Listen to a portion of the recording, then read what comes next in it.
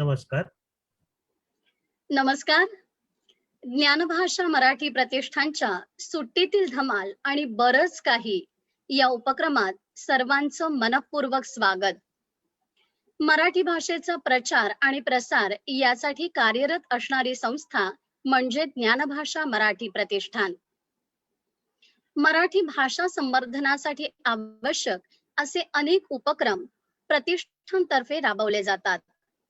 हे उपक्रम पालकांसाठी असतात, शिक्षकांसाठी असतात, तसंच विद्यार्थ्यांसाठीही असतात.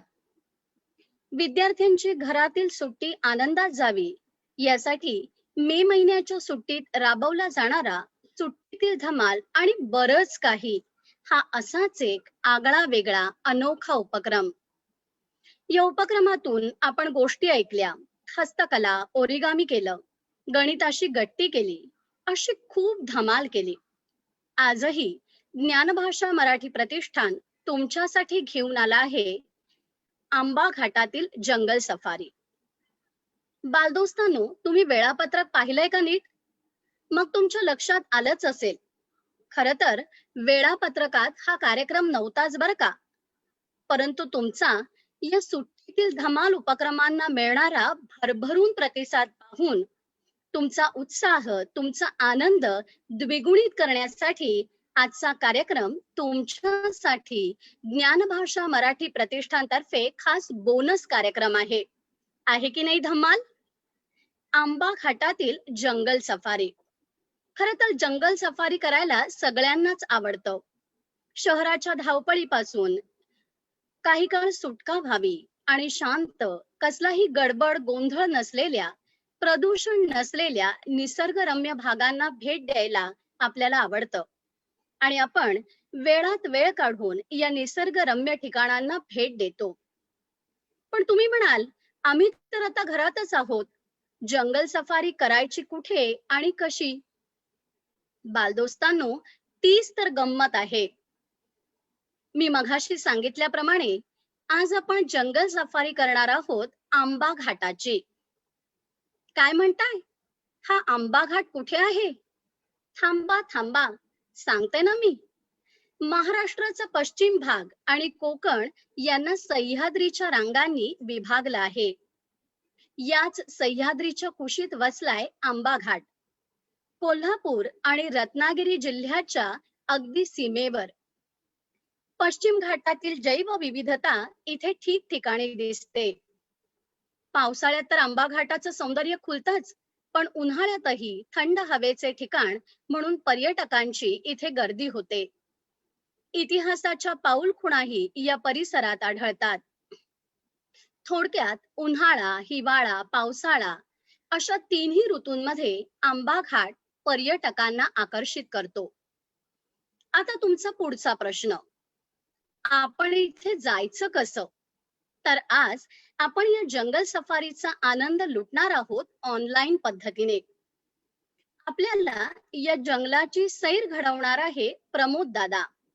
थांबा, मी तुम्हाला त्याची ओळख करून देते. या दादाचं पूर्ण नाव आहे प्रमोद यशवंत माळी. प्रमोद, आजच्या कार्यक्रमात ज्ञानभाषा मराठी प्रतिष्ठानतर्फे तुझं मनपूर्वक स्वागत. अभिजित, त्याला जरा स्पॉटलाइट करतो का?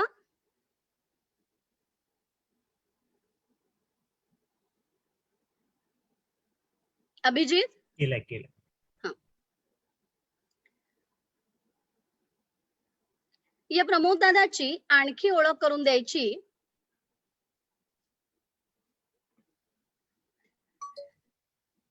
तर प्रमोद राहतो कोल्हापूर मधल्या शाहूवाडी तालुका मधल्या आंबा गावामध्ये.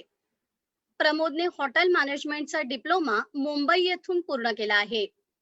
याचबरोबर त्यांनी कोल्हापूर येथे उद्यान विद्येचे शिक्षण घेतले आहे. पुणे इथे हिप्नोथेरपी या विषयाचे प्रशिक्षण पूर्ण केले आहे आणि मुंबईतून ड्रोन ट्रेनिंग मध्ये मास्टरी मिळवली आहे. इतकं वेगवेगळ्या प्रकारचं शिक्षण घेतलेल्या प्रमोदला शहरात स्थायिक होऊन नोकरी करणं सहज शक्य होतं. परंतु काहीतरी वेगळं करायचं या ध्येयाने झपाटलेला प्रमोद सध्या आपल्या गावी म्हणजे आंबा इथं स्थायिक होऊन निसर्ग अभ्यासक म्हणून काम करतोय. पर्यावरणाचं जतन आणि संवर्धन हा प्रमोदचा ध्यास आहे आणि यासाठी तो सर्वतोपरी प्रयत्न करत आहे. पर्यावरणासाठी काम करणाऱ्या अनेक संस्थांचा तो संस्थापक आणि समन्वयक आहे. निसर्ग आपला मित्र, पर्यावरण जागृती, निसर्ग बघत असताना अशा वेगवेगळ्या विषयांवर प्रमोदनं व्याख्यानं दिलेली आहेत. याशिवाय इतिहासाविषयी त्याला आदर आहे. शिवरायांच्या गाजलेल्या मोहिमा, निष्ठावंत मावळे, पावनखिंडीचा रणसंग्राम, सुरतेची लूट अशी इतिहास विषयक व्याख्यानं त्यानं दिलेली आहेत.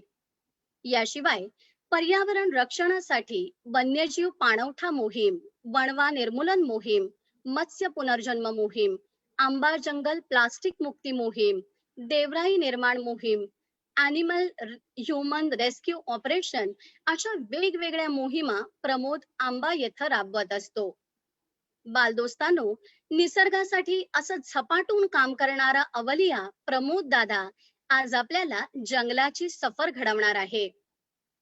आहात ना सगळे तयार? चला तर मग जाऊया प्रमोद दादा सोबत आंबा घाटातल्या जंगल सफारीला. प्रमोद,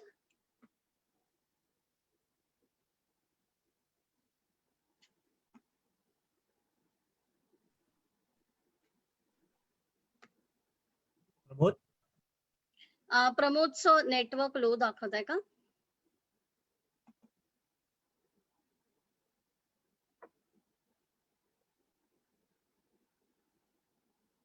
सगळे उत्सुक आहात ना जंगल सफारीला जाण्यासाठी?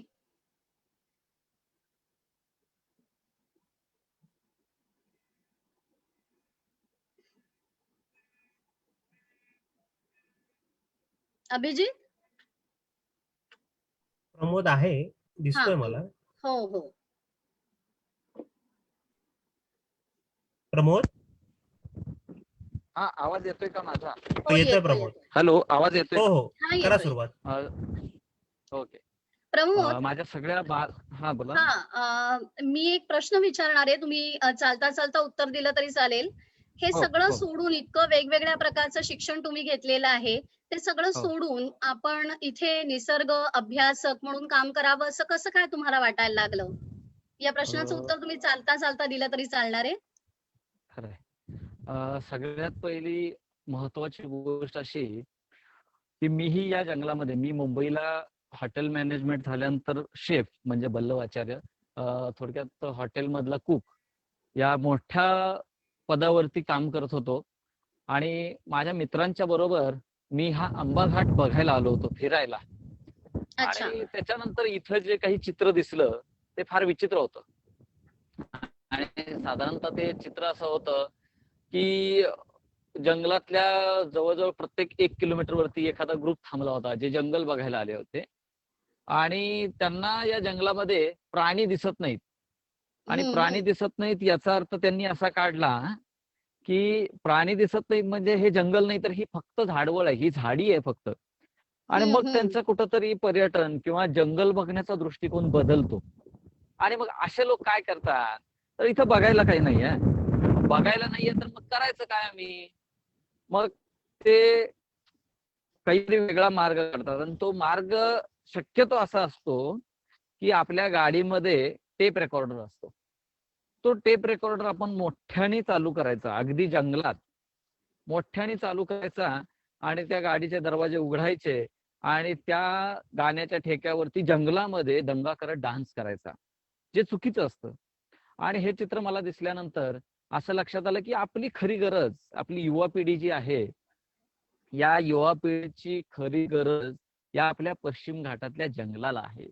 आता या जंगलांनाच काय आहे, तर ही जी जंगलं आहेत, ही जंगलं आपल्या भारताचा किंवा किमान पश्चिम महाराष्ट्राचा जो जंगलपट्टा आहे, हा संपूर्ण महाराष्ट्रात रेन मेकर पट्टा, म्हणजे ज्याला पाऊस तयार करणारे हे सगळे डोंगर किंवा हे जंगल असं संबोधलं जातं. आणि मग समजा हे जर अबाधित नाही राहिलं तर मग महाराष्ट्रात पाऊस गायब होऊन जाईल आणि फार मोठ्या दुष्काळाला आपल्याला बळी पडावं लागेल. असे अनेक कारणं आहेत. आणि या सगळ्या कारणांच्यासाठी हे जंगल जपणं गरजेचं आहे. आणि म्हणून इथल्या जंगलांच्यासाठी आपल्या युवा पिढीची गरज आहे हे मला कुठेतरी जाणवलं. आणि म्हणून मग मी ठरवलं की ठीक आहे, सगळं ते कधीही मिळवता येईल, पैसा फारसा महत्वाचा नाहीये, पैसा जगण्यासाठी लागतो. कुठं होतं पैसा हा जगण्याचं साधन आहे, साधन नाही. आणि साध्य काय आहे, तर आपल्याला निसर्गाच्या सानिध्यामध्ये जगता येईल आणि काहीतरी वेगळी वाट निवडून या निसर्गाला आपला तरी थोडस हातभार लागेल, या हेतून मी आंबा गावामध्ये मग हे जंगल फिरता फिरता सगळ्या जाणवल्या. आणि त्याच्यामध्ये बऱ्याचशा गोष्टी समजून घेता आल्या. त्या आपण मित्रांनो, आपण सगळे इथं फिरता फिरता हे जंगल कसं बघायचं असतं आणि त्याच्यामध्ये काय, ठीक आहे.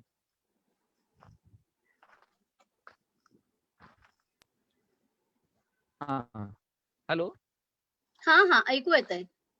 हा, ओके. हा, तर मित्रांनो, आता आपण ज्या जंगलामध्ये आहे हे काही कुठलं फारसं मोठं जंगल नाही बरं का. तसं बघायला गेलं तर पश्चिम घाट, हा संपूर्ण पश्चिम घाट बघायला गेलं तर जवळजवळ 1600 किलोमीटर लांबीला, म्हणजे 1600 किलोमीटर लांबीचा हा पश्चिम घाट आहे. पण त्याच्यामध्ये सुद्धा बऱ्याच ठिकाणी मानवानं, मनुष्य प्राण्यानं बंगले बांधायला सुरुवात केली, रिसॉर्ट्स बांधायला सुरुवात केली. बऱ्याच ठिकाणी बरेचसे नवीन नवीन प्रोजेक्ट उभा राहिले. त्याच्यामध्ये खाणकाम असेल किंवा काही खनिज काढण्याची कामं असतील, हे सगळं करत असताना हे जंगल थोडस डिस्टर्ब व्हायला लागलंय.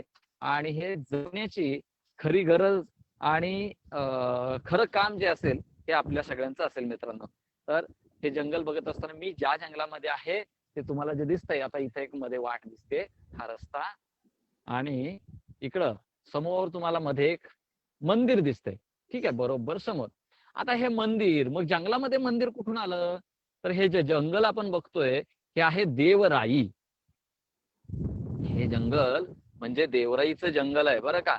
आणि मग देवराई म्हणजे काय, तर देवराई या शब्दाचीच फोड केली ना मित्रांनो, तर 2 शब्द मिळतात.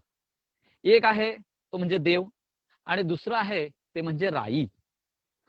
देव आपल्याला माहितच आहे, आपण ज्याची पूजा करतो, जो मंदिरामध्ये असतो. दुसरी गोष्ट, राई म्हणजे काय, तर बऱ्याच जुन्या लोकांच्या तोंडातून हा शब्द ऐकला असेल, राई आहे, आपण बाग म्हणतो, भाषेमध्ये गार्डन म्हणतो. बाग असते, बागेला राई म्हटलं जायचं.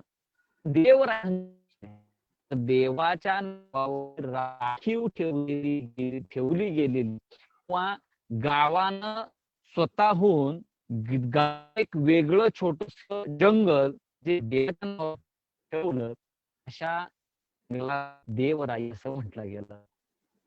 मग आता देवराया महाराष्ट्रामध्ये अशा किती माहितीये का, तर साधारणतः 2357 देवराया, म्हणजे जवळजवळ आपण 2000 मानूया, तर या 2000 ऑन रेकॉर्ड आहेत. ऑफ रेकॉर्ड तर अजून माहित नाही, पण ऑन रेकॉर्ड असणाऱ्या, रजिस्टर असणाऱ्या 2057 देवराया आज सगळ्यात महाराष्ट्रामध्ये अबाधित आहेत. आणि त्याच्यापैकीच आमच्या आंबा गावाची, आंबा आसपास असणारी सगळ्यात मोठी देवराई, ही जी देवराई आहे त्याचं नाव आहे आंबेश्वर देवराई. आंबेश्वर का, तर आंबेश्वर हा या गावचा ग्रामदेव आहे. आणि या ग्रामदेवताच्या नावावरती राखीव ठेवलेली ही राई, जी देवराई आहे, तिचं नाव आहे आंबेश्वर देवराई. आता ही आंबेश्वर देवराई आपण थोडक्यात हळूहळू प्रत्येकामध्ये चालत जात असताना आपण बघणार आहे. पार्श्वभूमी तुम्हाला सांगितली. आता याच्या पाठीमागे मित्र हो, अजून एक प्रमोद, गंमत आहे बघा. हा, तुमचा व्हिडिओ फ्रीज झालाय.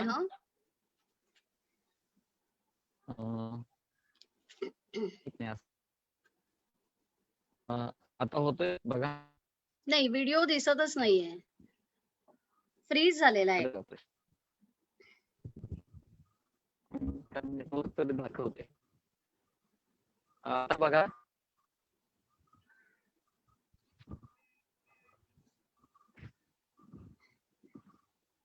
हॅलो, आता हा, नाही नाही, अभिजित, बोल ना. मुलांनी व्हिडिओ बंद केले पाहिजेत का रे? हा, सांग ना.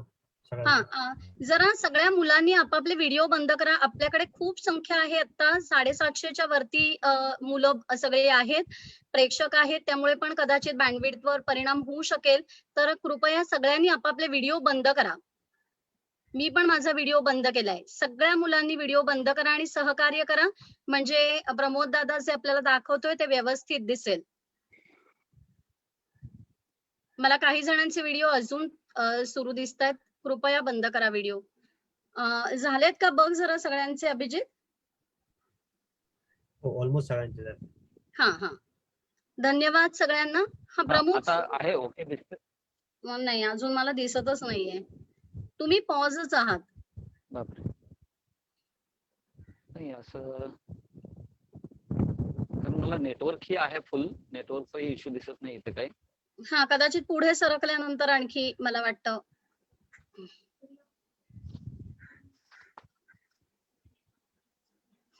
एकदा व्हिडिओ ऑफ करून ठीक आहे. पुन्हा ऑन करा. ओके, बघा आता. नाही, आता गेलाय पूर्ण.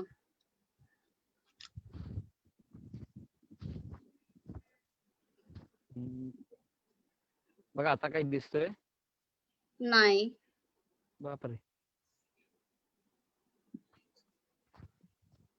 मी परत एकदा ऑफ करतोय.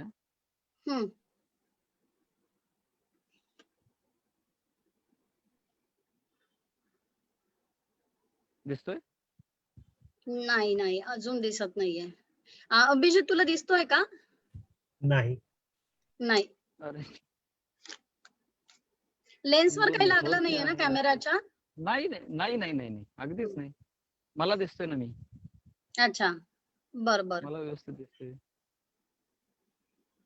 मी रिजॉईन करू का लिहून परत? हा चालेल, हरकत नाही. अभिजित करू दे ना तसं. चालेल, एकदा करूया आपण. जरा मी लिहू होतं, लगेच जॉईन करतो. बघा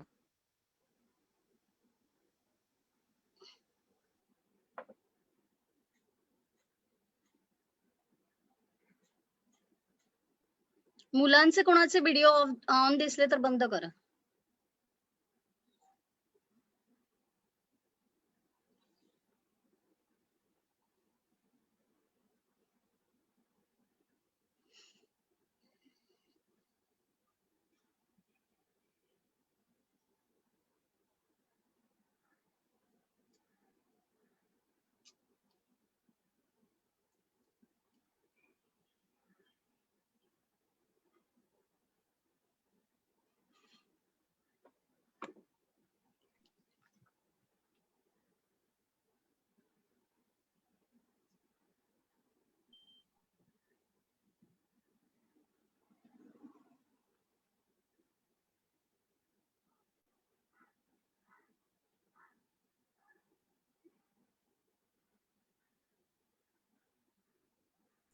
प्रमोद अनम्यूट करा. हा ओके. आता दिसतोय? ओके आहे सगळं? हो बऱ्यापैकी आहे. ओके, ठीक आहे. बर, तर मित्रांनो, मी आपण या टप्प्यापर्यंत पोहोचलो होतो की देवराई काय आहे. तर देवाच्या प्रती राखीव ठेवलेली राई किंवा बाग जे आहे, देवाचं गावांना ठेवलेलं राखीव, त्याला म्हणतात देवराई. मग आता आणखी एक गमतीची गोष्ट आपल्याला अशी बघावी लागेल की आता आपण सगळे सुशिक्षित आहोत, बऱ्यापैकी आपण पुढारलेलो आहोत, ज्याला आपण ऍडव्हान्स म्हणतोय. आपण सगळे ऍडव्हान्स झालेलो आहोत, बरोबर. पण आपण ऍडव्हान्स झालं खरं आहे, पण जुन्या लोकांनी जे काही करून ठेवलं हे आपल्यापेक्षा पुढचा विचार करून ठेवलेला आहे. आता त्याचं एक उदाहरण म्हणून सांगतो. या देवरायांचा इतिहास जर आपण काढला तो साधारणतः 1,500 ते 2,000 वर्षापूर्वीचा निघतो. म्हणजे 1,500 ते 2,000 वर्षापूर्वी या देवराया स्थापन झालेल्या आहेत. मग पहिला प्रश्न इथं तुमच्यासाठी, पहिला प्रश्न असा असेल की त्यावेळेस एवढं आजूबाजूला सगळीकडे घनदाट जंगल असताना देखील गावचं छोटस वेगळं आणखी जंगल करायची काय गरज असली, काय गरज त्या लोकांना भासली असेल? तर त्याच्या पाठीमागे 2 कारणं मिळतात. पहिली गोष्ट अशी आहे की त्यावेळेच्या इथल्या स्थानिक लोकांना लक्षात आलं होतं की इथं जी स्थानिक प्रजातीची झाडं आहेत, वेगवेगळी अनेक प्रकारची झाडं, झुडपं, वेली, असे बरेचसे औषधी वनस्पती आहेत, मग या वनस्पतींचं बियाणं कुठंतरी टिकून राहिलं पाहिजे, त्यांची सीड बँक कुठंतरी असली पाहिजे. मग तुम्हाला असंही वाटेल की आपल्याला या सगळ्या बिया कलेक्ट करून, बिया गोळा करून कुठंतरी प्रिझर्व्ह करून ठेवता आल्या असत्या. पण त्याच्या पाठीमागे एक गोम आहे. ती गंमत अशी असते की या बिया जास्तीत जास्त वर्ष, 2 वर्ष, 3 वर्ष, 5 वर्ष टिकतील. त्याच्या पुढे काही त्या बिया टिकत नाही, त्या खराब होतातच. मग 5 वर्षानंतर काय करायचं? तर म्हणून या लोकांनी त्याच्यावरती चांगला उपाय काढला. हे राखीव जंगल छोटंसं ठेवलं आणि जर समजा एखाद्या वेळेस लक्षात आलं की बाहेरून एखादं झाड नष्ट झालंय, एखादी वनस्पती प्रजात नष्ट झाली, तर त्याची चालती बोलती लाईव्ह सीड बँक इथं आहे. म्हणजे त्याचं बियाणं 100% तुम्हाला इथं मिळेल. इथं या, त्या झाडापासून पडणारी फळं गोळा करा, त्याच्या बिया गोळा करा आणि पुन्हा एकदा ती झाडं, ते झाडांची प्रजात पुन्हा एकदा तुम्ही बाहेर लावून ती मोठी करू शकता, ती प्रिझर्व्ह करू शकता, ती वाचवू शकता ती प्रजात. आणि अशा पद्धतीने या सीड बँक चालू केल्या. आता दुसरी आणखी एक गमतीची गोष्ट आहे. माझा दुसरा प्रश्न तुमच्यासाठी असा असेल, आपल्या इथं 2000 वर्षापूर्वी शिक्षण पद्धती आत्ता जशी आहे तशी आहे का? तर नाही. मग त्यावेळची शिक्षण पद्धती काय आहे? तर साधारणतः त्यावेळची शिक्षण पद्धती जी आहे, ती आहे ज्याला आपण गुरुकुल म्हणतो. गुरुकुल पद्धती आहे. मग अशा गुरुकुल पद्धतीमध्ये किंवा गुरुकुलांच्या मध्ये सगळेच काही शिक्षण घ्यायला जात नव्हते. मग तिथे एक ठराविक वर्ग जायचा. मग जो उरलेला वर्ग आहे, उरलेली जी लोकसंख्या आहे, अशा लोकांना, अशा व्यक्तींना आपण काय म्हणतो, जे शाळेत गेलेले नाहीत, जे गुरुकुललाही गेलेले नाहीत, ज्यांनी शिक्षणच घेतलं नाही. म्हणजे थोडक्यात विचारायचा प्रश्न असा असेल, ज्यांनी शिक्षण घेतलं नाही, अशा लोकांना आजच्या भाषेमध्ये आपण काय म्हणतो? तर आपलं उत्तर जे असतं ते अडाणी किंवा अशिक्षित. बरोबर? आता शब्द मुद्दाम वापरतोय बरं का मित्रांनो मी. शब्द मी मुद्दाम वापरतोय आणि हे असं आहे पुढचं वाक्य माझं. बघा, कदाचित त्यावेळच्या अडाणी सुशिक्षित लोकांच्या लक्षात आलं असावं, की भविष्यामध्ये शिकलेल्या सुशिक्षित अडाणी लोकांची पिढी, मी पुन्हा एकदा म्हणतोय, कदाचित त्यावेळच्या अडाणी सुशिक्षित लोकांच्या लक्षात आलं असावं, की भविष्यामध्ये शिकलेल्या सुशिक्षित अडाणी लोकांची पिढी या निसर्गाचा काय विध्वंस गाजवेल. तुम्हाला हे आजूबाजूला अगदी घनदाट जंगल दिसतं, पण या जंगलाच्या बाहेर गेलात तर सगळ्या बाजूंनी, चोहो बाजूंनी मोकळं माळ दिसतं. आणि हे त्यावेळच्या लोकांच्या लक्षात आलं होतं, की समजा जर इथलं सगळं जंगल जर नष्ट झालं, तर इथलं जीन बँक चालू नाही राहणार आणि म्हणून त्यावेळच्या लोकांनी ही जंगलं अबाधित ठेवली. दुसरी गमतीची गोष्ट अशी, की त्यावेळेस आपल्या इकडं ॲलोपॅथी नाही, औषधोपचार घेण्यासाठी. म्हणजे आता आपण जसं डॉक्टरांच्याकडे जातो, तसं त्यावेळेस वैदू घरी यायचा. म्हणजे वैद्य एखादा घरी यायचा किंवा वैद्यांच्या घरी जाऊन तो उपचार घेतला जायचा. म्हणजेच काय, तर त्यावेळेस आयुर्वेद होतं. मग आयुर्वेद असताना दुसऱ्या बाजूला जर बघितलं, तर त्याचे खेडोपाड्यांच्या मध्ये किंवा आपल्या भारतामध्ये साथीचे रोग मोठ्या प्रमाणात यायचे. मग असे साथीचे रोग आले तर सगळा गावच्या गाव त्याला बळी पडणार आहे. आणि मग गावकऱ्यांच्या लक्षात आलं, की समजा गावामध्ये प्लेगाची साथ आपण घेऊया. या आत्ता सध्या या आंबा गावामध्ये प्लेगाची साथ आली. तर काय केलं जायचं? हे गावकरी त्या साथ आलेल्या लोकांना, जे रोगी आहेत, जे इन्फेक्टेड झालेत, त्या रोगी लोकांना, म्हणजे ज्यांना आपण पेशंट म्हणतोय, या पेशंट लोकांना गावातून हाकलून बाहेर काढलं जायचं. त्यांनी कुठे जायचं? तर त्यांनी या देवराईत यायचं. या देवराईत म्हणजे निसर्गाच्या वातावरणात राहायचं, देवाच्या मंदिराच्या सानिध्यात राहायचं आणि त्यांच्यावर एखादा वैद्य पाठवला जायचा. त्या वैद्यानं या देवराईतली जडीबुटी गोळा करायची आणि त्यांच्यावरती उपचार करायचे. आणि त्याच्यातून जर कोणी जगला वाचलाच तर त्याला पुन्हा एकदा गावात भरती करून घेतलं जायचं, तेही वाजत गाजत. म्हणजेच त्यावेळचे क्वारंटाईन सेंटर म्हणजे या देवराया आहेत. आणि हीच देवराई आज आपण थोडक्यात बघणार आहे. तर क्वारंटाईन सेंटरची संकल्पना आता आपण शोधून काढली असंही नाही आणि आपण फार सुशिक्षित झालो किंवा फार आपण ऍडव्हान्स झालो असंही नाही. कारण 2000 वर्षापूर्वीचा एखादा पेशंट जगला वाचलाच एखाद्या महामारीतून, तर तो त्यावेळेस सुद्धा या देवराईतून गावापर्यंत वाजत गाजत नेला जायचा. आणि आजही आपण गावातून एखादा पहिला कोरोना पेशंट एखादा पुन्हा एकदा निगेटिव्ह होऊन परत आला क्वारंटाईन सेंटर मधून, तर क्वारंटाईन सेंटर पासून गावापर्यंत आपण त्याला आजही वाजवत नेतो. म्हणजे आजही आपण काही फारसं पुढे गेलोय असं मला तरी वाटत नाही. मी तर नेहमी म्हणतो की ही माणसाची अधोगती आहे, आपण ऍडव्हान्स म्हणत पाठीमागे आहे. ठीक आहे. तर आता या देवराईमध्ये काय बघायचं आहे, तर जे काही समोर येईल ते आपण बघायचं आहे. मग त्याच्यामध्ये पहिल्यांदा आपल्या समोर येते, हे दिसतंय का सर? प्लीज तुम्ही हो मध्ये हो. मला सांगत जा. हा, ओके. बघा मित्रांनो, आपल्याला इथं दिसतंय हे काय आहे बरं? तर हे आहे वारुळ. बऱ्याच जणांनी उत्तर दिलंही असेल. तर वारुळ, आता हे वारुळ कुणाचं असतं? तुम्ही बोलायचंय बरं का. मला जरी ऐकू येत नसलं, मला जरी तुम्ही दिसत नसलात, तर तुम्ही बोलायचंय. आणि नंतर मी सांगेन ते उत्तर तुमचं बरोबर आहे, योग्य आहे की अयोग्य, तुमचं तुम्ही चेक करायचं. ठीक आहे? तर हे आहे वारुळ. आता वारुळ कोणाचं असतं हा प्रश्न तुमच्यासाठी. कोणाचं असतं बरं वारुळ? तर बऱ्याच जणांनी सांगितलं असेल वारुळ मुंग्यांचं. तर हे उत्तर चुकीचं आहे. दुसरं उत्तर असेल वारुळ असतं नागाचं. हेही उत्तर चुकीचं आहे. तर मित्रहो, वारुळ हे ना मुंग्यांचं ना सापाचं, वारुळ असतं हे वाळवीचं. तर वाळवी जवळजवळ बऱ्याच जणांनी बघितली असेल, काही जणांनी बघितली नसेल, तर आपल्या नातेवाईकांना, आपल्या घरातील लोकांना सांगा की मला वाळवी बघायची आहे ना, आवर्जून बघा. अगदी इवलूसा हा मुंगीसारखा, मुंगीच्या या प्रजातीलाच एक दुसरी प्रजात आहे ही वाळवीची. तर ही टर्माइट्स, तर ही वाळवी केवढी असते बरं? पांढरीशी असते आणि धान्याच्या प्रमाणात मोजायला गेलं परिमाणात, तर ती तांदळा एवढी असते. तर आता तांदळा एवढी वाळवी, आता हा एवढा छोटासा जीव किती छोटा आहे बरं, की अंगठ्याच्या नखावरती 10 ते 15 वाळवी बसतील एवढा छोटासा जीव. आणि बघा आता गमतीशीर गोष्ट आहे. हा एवढा छोटासा जीव, या जीवाला ना डोळे, म्हणजे डोळेही नाहीत आणि कानही नाहीयेत. डोळे नाहीत, कानही नाहीत आणि डोळे आणि कान नसणारा वाळवी हा सजीव असा आहे. बघा आता आवर्जून ऐका हां, इथला प्रत्येक शब्द महत्वाचा आहे इथून पुढचा. बघा, वाळवी, या वारुळात राहणारी जी वाळवी आहे, हे पृथ्वीवरचा वाळवी हा एकमेव सजीव असा आहे की जो विदाऊट एसी कधीही राहत नाही.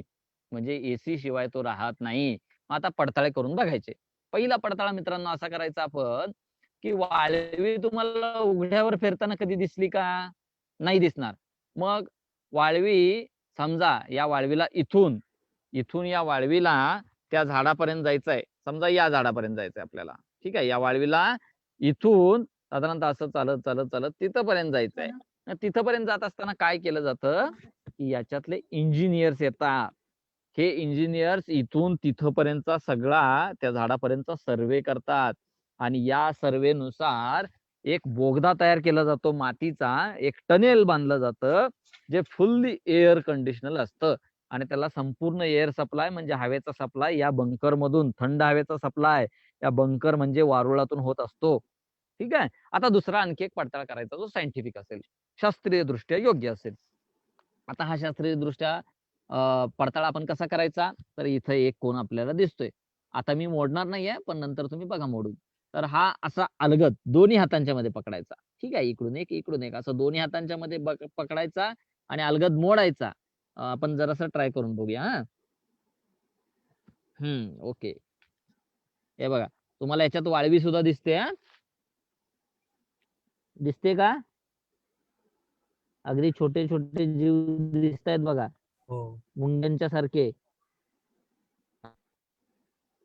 एक मिनिट मला टॉर्च लावता येतं बघू. हा मस्त. दिसेल आणि छोटे छोटी वाळवी सुद्धा दिसेल. ठीक आहे. आहे वाळवीचं घर, जे आतून असं दिसतं. तर ही वाळवी, आता हा एवढा छोटासा जीव, तर आपण बघितला की वाळवी, आता जे मी कोन मोडला, हा शिखर हे दोन्ही हाताने अलगद मोडायचं. या आपल्या थर्मामीटर जो असतो, तापमापी, या थर्मामीटरला धागा बांधायचा आणि जेवढ्या खोल हा थर्मामीटर याच्या आतमध्ये, या वारुळामध्ये आत जेवढ्या खोल आत सोडता येईल तेवढा सोडायचा आणि 10 मिनिटांनी हे आपण काढून परत 10 मिनिटांनी तो थर्मामीटर बाहेर काढायचा आणि चेक करायचा. मित्र हो, तुम्हाला आश्चर्य वाटेल. कधीही हे चेकिंग तुम्ही करा, कधीही हे तापमान मोजा. तुम्ही थर्मामीटर बाहेर काढलात की तुम्हाला कायमस्वरूपी 20 ते 25 एवढंच टेम्परेचर याच्या मेंटेन दिसेल. आणि हे टेम्परेचर कुणी मेंटेन केलंय? तर डोळे आणि कान नसणाऱ्या एवढ्याशा कीटकांनी. ठीक आहे. आणि म्हणून मी नेहमी म्हणतो की हे विदाऊट एसी न राहणारे सजीव आहेत. आता दुसरं आणखी एक गोष्ट गमतीशीर आहे ती आपण बघायची. घरामध्ये आपल्या बऱ्याच ठिकाणी वाळवी येते, बरोबर ना? येते. तर आता ही घरामध्ये येणारी वाळवी घरामध्ये येऊन काय काय खाते? तर पहिली गोष्ट ती फर्निचर खाते.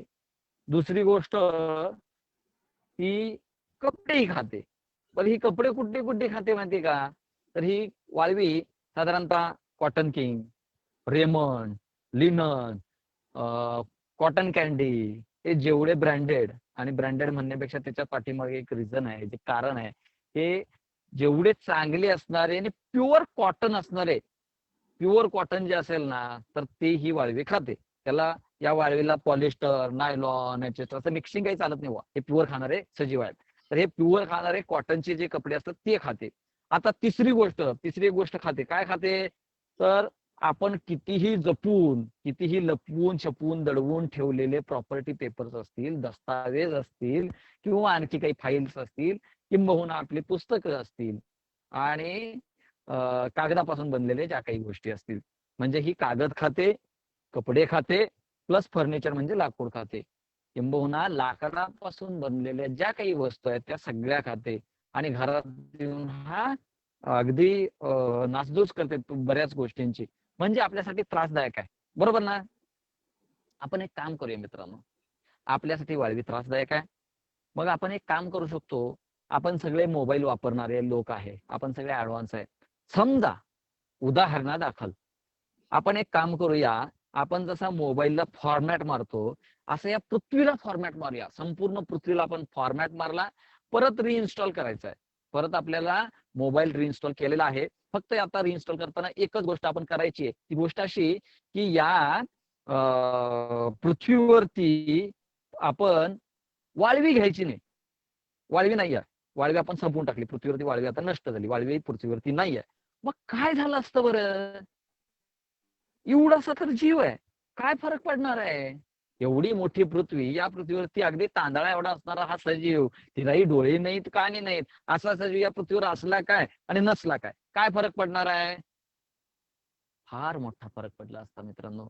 आणि तो फरक असा आहे, जर या पृथ्वीवरती वाळवी नसती तर या पृथ्वीवरती एकही सजीव जिवंत राहिला नसता. आता तुम्ही म्हणाल, प्रमोद दादा काय सांगतोय बरं, हे विचित्रच आहे काहीतरी. खरं आहे मित्रांनो. मला सांगा, या पृथ्वीवरती ही जी झाडं तयार झाली, बरोबर, मगाशी आपण बघितलं उदाहरणादाखल 3 गोष्टी, की लाकडापासून बनलेल्या सगळ्या गोष्टी खाते, बरोबर. ही लाकडं कुठून तयार झाली बुवा? ही लाकडं तयार झाली या झाडांच्या मधून. आता झाडाच्या आपण मध्ये जाऊया. झाडाच्या बुंध्याजवळ गेलो, तर या झाडाच्या बुंध्याजवळ गेल्यानंतर इथं तुम्हाला दिसतं ते म्हणजे ही झाडं तयार कुठून झाली? जमिनीतून. मग ही झाडं जमिनीतून तयार झाली म्हणजे जमिनीतले, म्हणजे या मातीतले मिनरल कंटेंट, सूक्ष्म अन्नद्रव्य, ही सगळी या झाडांनी शोषून घेतली, आणि त्याच्यातून या मातीतल्या मिनरल कंटेंट म्हणजे सूक्ष्म अन्नद्रव्यांचं रूपांतरण जे झालं ते आहे लाकडामध्ये रूपांतर झालेलं. ठीक आहे. तर हे लाकडात रूपांतर झालेलं आहे. आता आणखी एक गोष्ट दाखवतो तुम्हाला. आपला दिग्विजय दादा, जो आपल्या बरोबर सगळ्यांचं आपले काम करतोय, हा दिग्विजय दादा आहे. मगाशी आम्ही सगळे एकत्र होतो आणि एका अजगराचा कॉल आला होता. अजगर पकडायचा होता, तिकडे हा दादा गेला होता. त्यांनी पकडून तो जंगलात सोडूनही दिला.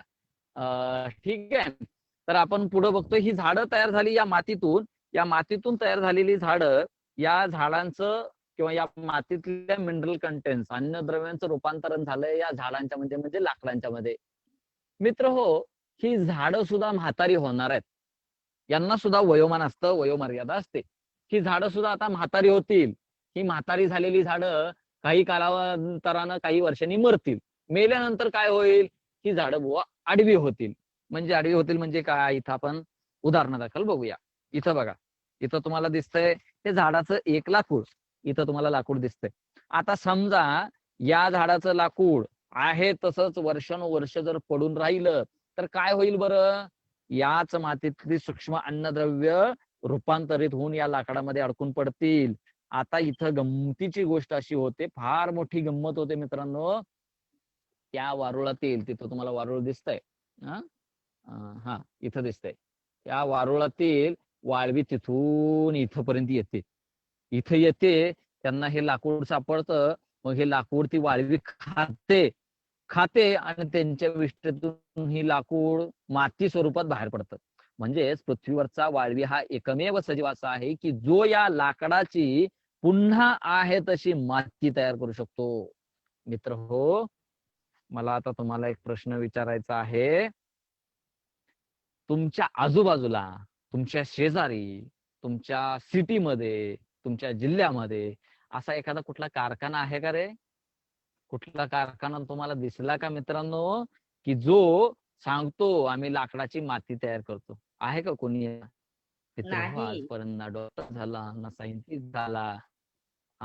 मित्र हो, आजपर्यंत ना डॉक्टर झाला ना सायंटिस्ट झाला ना इंजिनियर झाला ज्यांनी या लाकडाची पुन्हा आहे तशी माती तयार केली. कोणी नाही, वाळवी सोडून कोणी तयार करू शकत नाही. म्हणजेच या मातीला आहे तशी सुपीकता पुन्हा बहाल करण्याचं काम पृथ्वीवरचा एकमेव सजीव हा करतो, तो आहे वाळवी. आता तुम्हाला एवढीशी वाळवी लक्षात आली असेल ना काय असते हे? फार गमतीशीर वाळवी मित्रांनो. अशाच बऱ्याचशा गोष्टी या वाळवीच्या बाबतीत आपल्याला सांगता येतील. बऱ्याचशा इंटरेस्टिंग गोष्टी आहेत, पण फार न बघता आधी थोडक्यात शेवटच्या टप्प्याकडे मी जातोय. बघा, इथं हे जे वारुळ दिसतं ना मित्रांनो, या प्रत्येक वारुळाला एक शिखर असं असतं जे इतर वारुळापेक्षा जरा जास्त उंच असतं. आणि ते शिखर तुम्हाला इथं दिसते, झाडाच्या बुंध्याला असणार, हे झाडाजवळ असणार, हे सगळ्यात उंच आहे. आता हे जे सगळ्यात उंच शिखर दिसतं, हे उंच शिखर म्हणजे राजशिखर आहे, रॉयल कोन. आता हा राजशिखर काय हुआ? तर राजशिखर म्हणजे हा राजशिखर जर तुम्ही फोडलात आणि खोदत खोदत त्याच्या तळापर्यंत गेलात, किती खोदत? 5 ते 7 फूट खाली गेल्यानंतर,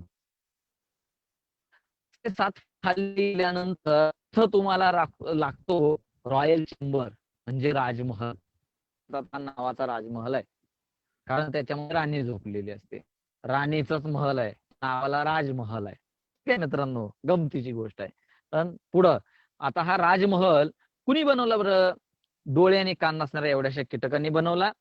प्लस तो मातीचा आहे, प्लस त्याला फायनल फिनिशिंग टच दिलेला आहे, प्लस त्याला 28 पासून 50 पर्यंत दरवाजे आहेत, प्लस कोणतेही मेजरमेंट स्केल न वापरता बनवलेला आहे, आणि प्लस या गोल घुमटाच्या आतमध्ये कोणतेही गोल घुमटाच्या आकाराचा बनवलाय, म्हणजे कोणतीही मेजरमेंट स्केल न वापरता बनवून सुद्धा गोल घुमटाला लागेल इतका परफेक्ट गोल हा गुंबद किंवा हा राजमहल बनवलाय. तर आता हा राजमहल, आणि या राजमहालाच्या बरोबर सेंटरला वाटीच्या आकाराचा मातीचा बेड आहे, त्याला सुद्धा फायनल फिनिशिंग टच दिलेला आहे, आणि त्याच्यावरती ही राणी झोपलेली आहे. बरोबर. आता ही राणी केवढी असेल बरं? वाळवी केवढी आहे? तांदळा एवढी. बरोबर. मग वाळवीची राणी किती पाहिजे? तुमचं मत असेल, सगळ्यांचं जवळजवळ सगळ्यांचं मत असेल वाळवी एवढीच असेल. किंबहुना थोड्याफार लोकांनी असं सांगितलं असेल की वाळवीपेक्षा थोडीशी मोठी. बरोबर आहे. सुरुवातीला ही राणी वाळवीपेक्षा थोडीशी मोठी म्हणजे किती? तर धान्याच्या परिमाणामध्ये मोजायचं गेलं तर वाळवी तांदळा एवढी, तर वाळवीची राणी जी आहे ती गव्हा एवढी असते, गहू. तर या गव्हा एवढी असणारी राणी ज्या वेळेस या राणीची राणी म्हणून निवड होते, त्यावेळेस या राणीला आगत स्वागत समारंभपूर्वक या बंकर मध्ये असणार वारुळाच्या मधल्या कोणचा जो वारुळ आहे त्याच्यामध्ये असणाऱ्या वारुळामध्ये या राणीला बसवलं जातं. हॅलो, बोला ना. ऐकू येतंय, हॅलो. ऐकू येतंय. हा. प्रमोद, ऐकू येतंय? हा, मी दिसतोय का? नाही, तुमचा व्हिडिओ दिसत नाही आता. ओके, काहीतरी प्रॉब्लेम झाला. नाही, व्हिडिओ स्टार्ट करा. हा, पण काहीतरी प्रॉब्लेम होतोय.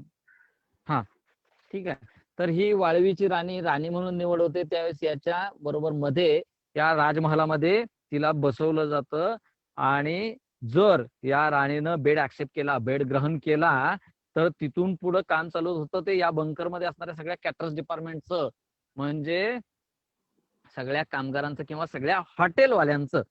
मग आता हे कामगार, या हॉटेलवाले, हे कॅटरर्स काय करतात? याच्यातले वाळवी कॅटरर्स काय करते माहिती का? जेवढं चांगलं चुंगलं खाद्य आहे, रिच प्रोटीन असणार, तेवढं आणून फक्त या राणीला खायला घातलं जातं.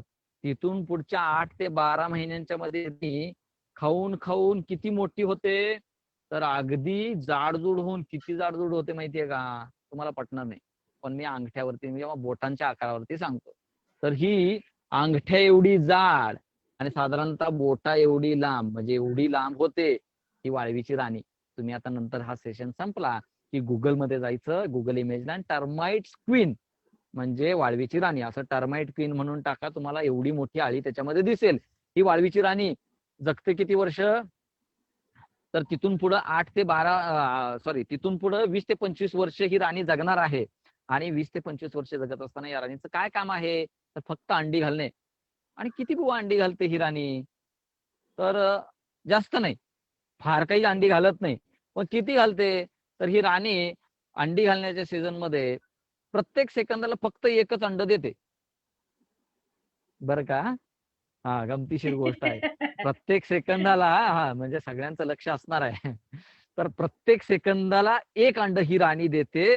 आता शेवटच्या टप्प्याकडे मी जातोय. प्रत्येक सेकंदाला एक अंड या बेडवरून खाली पडत असतं. आता डोळे आणि कान नसणारे या बंकर मधून, म्हणजे या वारुळातल्या डोळे आणि कान नसणाऱ्या नर्सेस येतात. या नर्सेस ही अंडी उचलतात आणि अंडी उबवणी केंद्रामध्ये म्हणजे हॅचरी सेंटर नेऊन उबवायला ठेवतात. असं एक हॅचरी सेंटर भरायला 3 दिवस लागतात. असे 13 ते 17 हॅचरी सेंटर आहेत. शेवटचं ज्यावेळेस भरत होते त्यावेळेस पहिले 8 ते 10 रिकामे झालेले असतात. आता स्वीपर्स म्हणजे सफाई कामगार येतात, ज्यांना या स्वीपर्सना सफाई कामगारांना सुद्धा डोळे आणि कान नाही आहेत. डोळे आणि कान नसणारे स्वीपर्स येतात. हे अंडी उबवणी केंद्र जी रिकामी झालेली आहेत ती सगळी रिकामी करून त्याच्यातल्या अंड्याची टरफलं उचलून बाहेर टाकून स्टेरलाइज करून रियूज करण्यासाठी आहेत तसे जयत तयार ठेवतात. अशी ही वाळवी.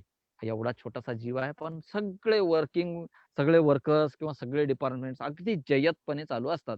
तर अशी याच्या बाबतीत अजून किती सांगावं मित्र हो. आपण फक्त एवढीशी वाळवी बघितली.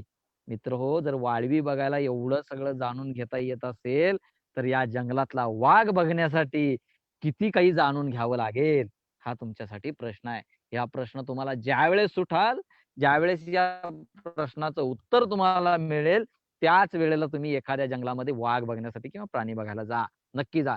पण कुठल्याही जंगलात मित्र हो जात असताना त्याच्या अगोदर आपण ज्या जंगलामध्ये जाणार आहे त्या जंगलाचं अगोदर आपण अभ्यास केला पाहिजे. या जंगलामध्ये आपल्याला काय बघायला मिळेल, ते कसं बघायला मिळेल, त्यानंतर आपण काय करायचं, यापेक्षा काय न करायचं हे पहिल्यांदा आपण जाणून घ्यायचं आणि मग कुठल्याही जंगलात जायचं. ठीक आहे. आता किती भरभरून हे जंगल असतं बघा.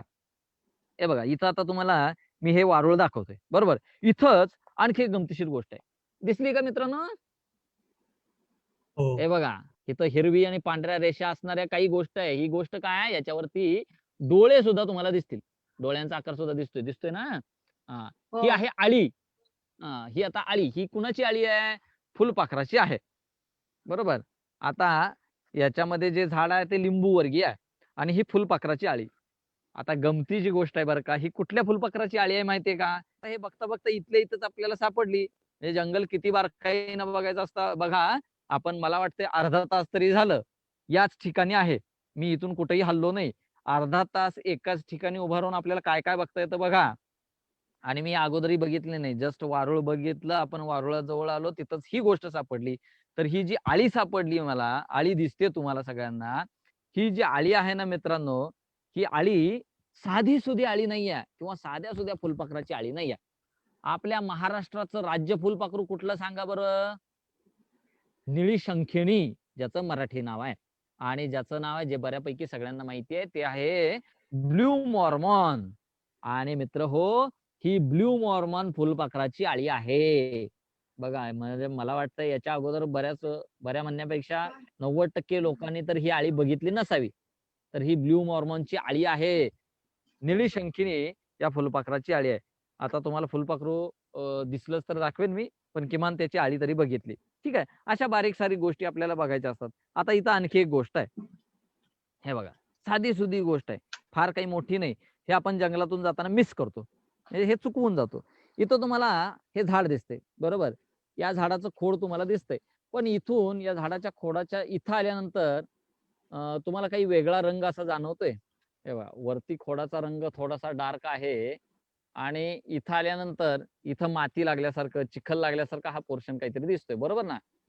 ते हो इथं चिखलासारखं दिसतंय ना तुम्हाला? तर हे हो चिखलासारखं आता दिसेल आता दिसेल. हे चिखलासारखं जे दिसतंय हे काय आहे? तर एखादा प्राणी इथून गेलेला आहे. इथून जाताना त्यानं काय केलं? चिखलामध्ये कुठंतरी लोळला आणि इथून हा प्राणी गेला. आता इथून जाताना ह्या प्राण्यानं काय केलं? तर या झाडाला घासून गेला. आता का घासून गेला? तर अंगावरचा चिखल निघावा. मग बालमित्रांनो, सॉरी. मग बालमित्रांनो, तुम्ही म्हणाल हे प्राणी काही वेडे आहेत काय? चिखल जर काढायचाच होता तर लावायचंच कशाला? लोळायचंच का चिखलात? तर गमतीची गोष्ट अशी आहे, हे काही उगाच करत नाहीत किंवा काम नाही म्हणून किंवा रिकामटेकडेपणा म्हणून करत नाहीत किंवा खेळ म्हणूनही करत नाहीत. त्याच्या या जंगलामध्ये असणारे गोचिड्स असतील, आपल्याला गोचिड माहिती आहेत. गोचिड आहेत, तांबू आहेत, माइट्स ज्यांना म्हणतो, पिसवा आहेत. हे जे काही त्रासदायक कीटक आहेत, या प्राण्यांचं रक्त पिऊन त्यांना त्रास देणारे, या कीटकांच्या पासून कुठेतरी संरक्षण मिळावं म्हणून हे प्राणी गेल्या चिखलात लोळतात.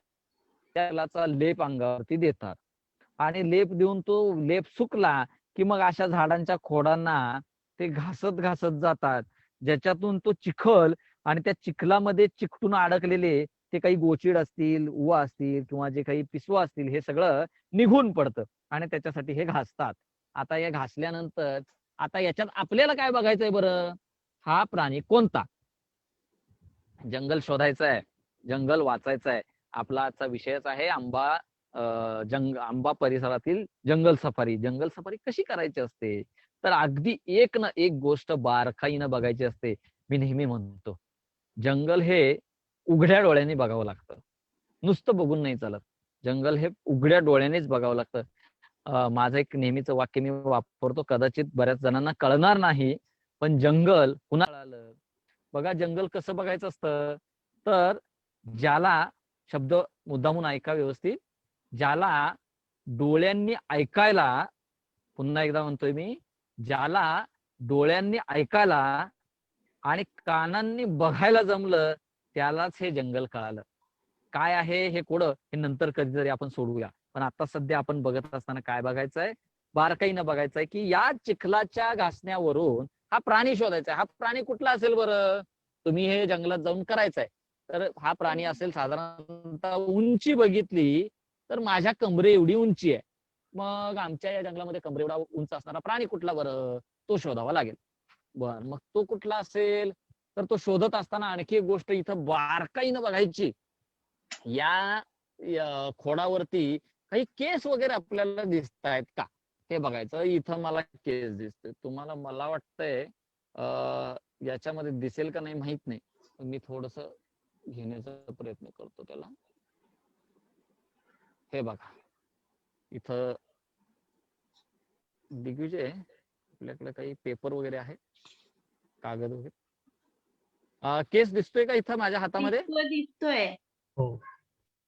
हा, गुड गुड. हा, मग ठीक आहे मित्र, जर तुम्हाला केस दिसत असेल तर याच्या टोकाकडे जर बघितलं ना, तर हा टोकाकडे केस फाटलेला आहे, म्हणजे दोन ठिकाणी विभागलेला आहे, म्हणजे या केसांना फाटे फुटलेले आहेत. मग फाटे फुटलेला केस कुठला बरं? तर मित्र हो, गमतीची गोष्ट अशी आहे की आपल्या पश्चिम घाटातला जो वाईल्ड बोर आहे, ज्याला आपण रानडुक्कर म्हणतो, या रानडुकराचे केस जे आहेत, हे रानडुकराचे केस शेवटच्या भागाकडे विभागलेले असतात आणि हे रानडुकराचे केस आहेत. आणि म्हणजे आपल्या इथून हे रानडुक्कर त्याला घासून गेलेलं आहे. आता आणखी गोष्ट याला दाखवणार. मगाशी मी वर्णन केलं होतं आणि या वर्णनामध्ये मी तुम्हाला सांगितलं होतं की या जंगलातून जाणारे प्राणी असे चिखल लावून अंगाला, झाडांना का घासतात? तर त्याच्यामधून उवा असतील किंवा तांबू असतील, ह्या निघून पडाव्यात. आता याच्यामध्ये मी तुम्हाला केसामध्ये दाखवतोय.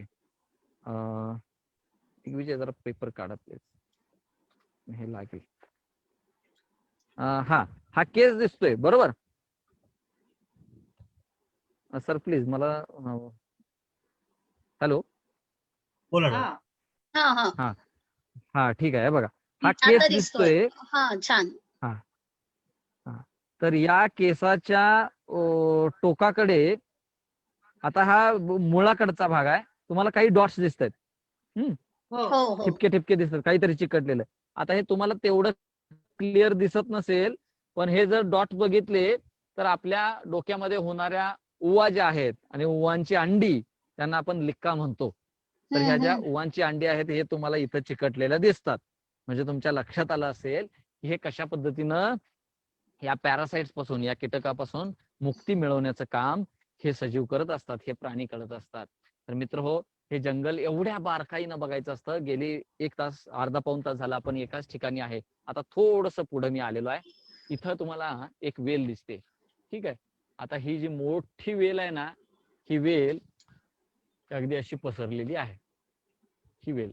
आता या वेलीचं नाव थोडस विचित्र आहे, रान मिरची. रान मिरची नाव जरी वेलीचं असलं तरी मिरची आणि या वेलीचा काही संबंध नाही, काडी मात्र संबंध नाहीये. पण ही वेल मात्र काय काम करते तर यांना म्हणतात लाईनास. मी जरासं एका दुसऱ्या वेलीकडे जातोय कारण तिथं तुम्हाला ते काम स्पष्टपणे दिसेल. माझा व्हिडिओ वगैरे व्यवस्थित आता सुरू आहे ना? हो हो हो. हा, ठीक आहे. तर बालमित्रांनो, या वेलींचं सुद्धा काम असतं. मला एक तुम्हाला प्रश्न विचारायचा आहे. निसर्गाचा एक नियम आहे. हा नियम काय सांगतो? निसर्गाचा एक नियम जो पहिला आहे तो असं सांगतो, सर्व्हायव्हल ऑफ द फिटेस्ट. म्हणजे जो जगण्यासाठी सक्षम आहे तोच या जंगलामध्ये जगू शकतो आणि त्यालाच जगण्याचा अधिकार आहे. मग जे प्राणी असतील, या प्राण्यांच्या मध्ये जर एखादा सक्षम प्राणी नसेल तर काय होतं, तो पळायला असक्षम असतो, त्याला पळता येत नाही, तो कमकुवत असल्यामुळं. मग अशा प्राण्यांची शिकार पटकन होते आणि इथं त्यांना हा नियम लागू होतो, सर्व्हायव्हल ऑफ द फिटेस्टचा. म्हणजे तो जगण्यासाठी सक्षम नाही, बलिष्ठ नाही किंवा ताकदवान नाही म्हणून तो जगू शकत नाही. इथं हा नियम लागू झाला. पक्ष्यांच्या बाबतीत बघायला गेलं तरी सुद्धा तसंच आहे. जो पक्षी एखादा कमजोर झालाय, या पक्ष्यांना खाणारे दुसरे प्रेडिएटर्स बर्ड्स आहेत, म्हणजे ज्याला रॅप्टर्स आपण म्हणतो. मग त्याच्यामध्ये गरुडांच्या प्रजाती असतील, बाज असतील, काही ससाने वगैरे असतील, ह्या प्रजाती त्या पक्ष्यांना खातात. असंच बघायला गेलं तर सगळ्या सजीवांच्या बाबतीत कोण ना कोणतरी त्यांना खाणारं असतं. मग आता इथं प्रश्न असा आहे की झाडांच्या बाबतीत हा नियम लागू होत असावा का मित्रांनो? तर होतो. झाडांच्या बाबतीत सुद्धा हा नियम लागू होतो.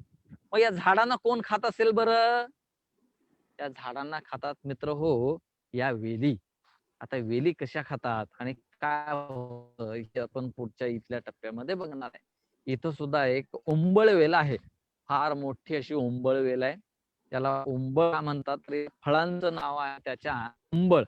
ही ओंबळ जी आहे ती थोडीशी त्याला कूस असते, आतमध्ये काटे असतात, पण हे उकळून व्यवस्थित भाजतात आणि भाजल्यानंतर आतला गर खाता येतो, अशी ही ओंबळ वेल. दिसायला तुम्हाला जरी फारसं असं अगदीच सारखं तर तेवढं काही छान लागत नाही.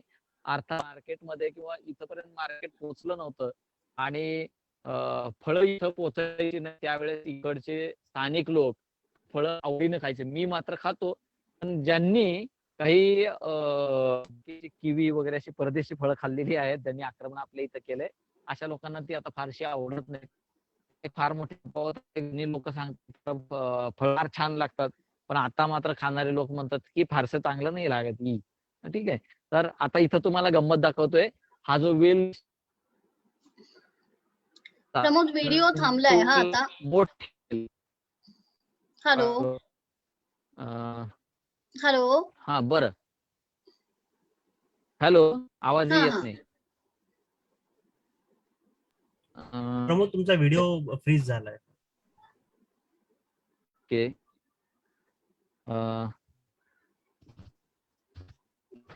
मी पुन्हा एकदा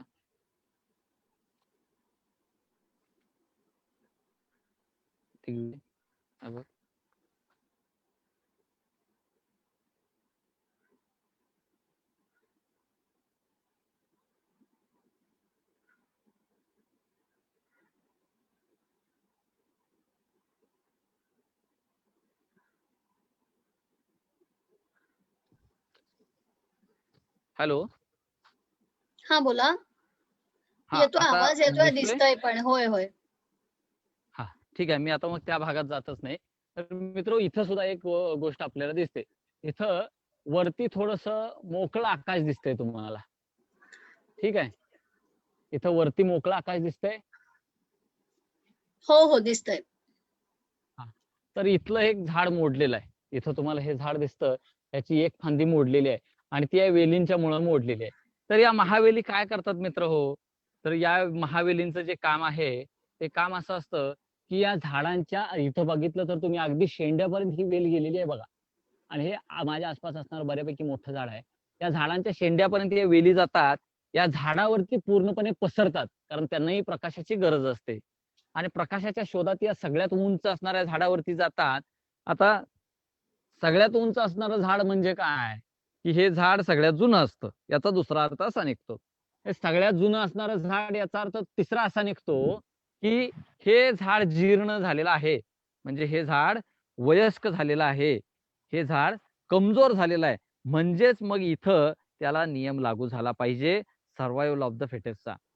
मग तो नियम काय करतो, तो नियम यांना लागू होतो आणि या वेलीचा जो भार आहे, वजन आहे, त्या झाडाला कमकुवत झाल्यामुळं पेलत नाही आणि मग हे झाड मोडून पडतं आणि मोडून पडल्यानंतर अशी एक रिकामी पोकळी निर्माण होते आणि याच पोकळीतून डायरेक्ट सनलाईट, डायरेक्ट सूर्यप्रकाश खाली पडतो आणि हा सूर्यप्रकाश ज्यावेळेस खाली पडतो त्यावेळेस या खाली असणाऱ्या छोट्या छोट्या रोपांच्या वरती डायरेक्ट पडतो आणि मग ही रोपं झपाट्यानं सूर्यप्रकाशाच्या दिशेनं वाढायला सुरुवात होते आणि मग याचं पटकन एक दुसरं झाड तयार होतं. आलं लक्षात? म्हणजे अशा बऱ्याचशा बारीक सारीक गोष्टी आपल्याला या जंगलांच्या मध्ये बघायला मिळतात. तर अशा या गमतीच्या गोष्टी आपण एक ना अनेक या जंगलांच्या मध्ये बघू शकतो. तर त्याच्यामध्ये आणखी काही गोष्टी आपण आता पुढे जाऊन बघणार आहे. मित्रहो, तुम्हाला कोकमचं झाड माहित असेल. कोकमची झाडं इथं कोकम सुद्धा आहे. मग इथं आमच्या इथं गमतीचं एक झाड आहे बरं का. आम्ही याला गमतीनं ट्विन्स म्हणतो. आता हे ट्विन्स काय माहितीये का, इथं तुम्हाला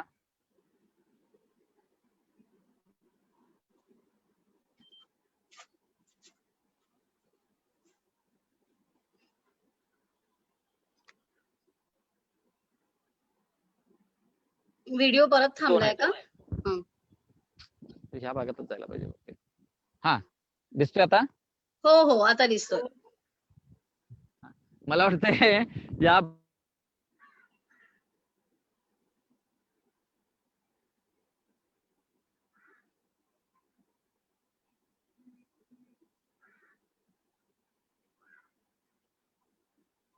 झाड दिसतंय पहिलं ते आहे कोकमाचं. अशी गोष्ट आहे एका ठिकाणी मग अशी ही झाडं का आली बरं, तर एखादा पक्षी ज्यावेळेस फणसाचं एक बी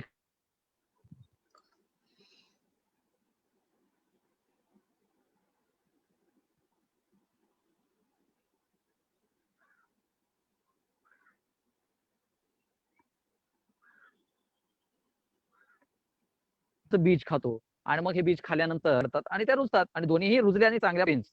मग आता याच्यामध्ये तुम्हाला इथं छोटस कोकमाचं झाड दाखवतो मी.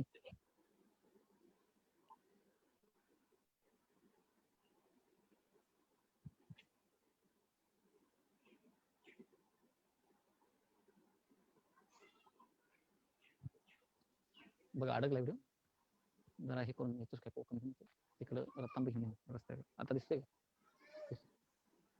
हॅलो, हा हा, आता दिसतंय. हॅलो,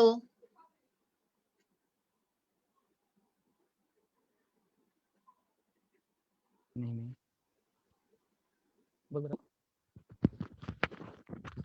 आज कसं काय अडकला. हॅलो, हा हा, बोला बोला. फक्त आवाजच येतोय का, व्हिडिओ दिसत नाहीये? नाही, फ्रीज झालाय व्हिडिओ. दिसतोय म्हणजे चित्र दिसतंय पण फ्रीज झालंय. ओके, आता बघा. नाही, तिथंच फ्रीज झालंय. हा, आता दिसतंय.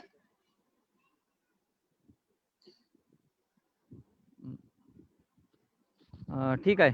इथं तुम्हाला एक वनस्पती दिसते का? हो हो,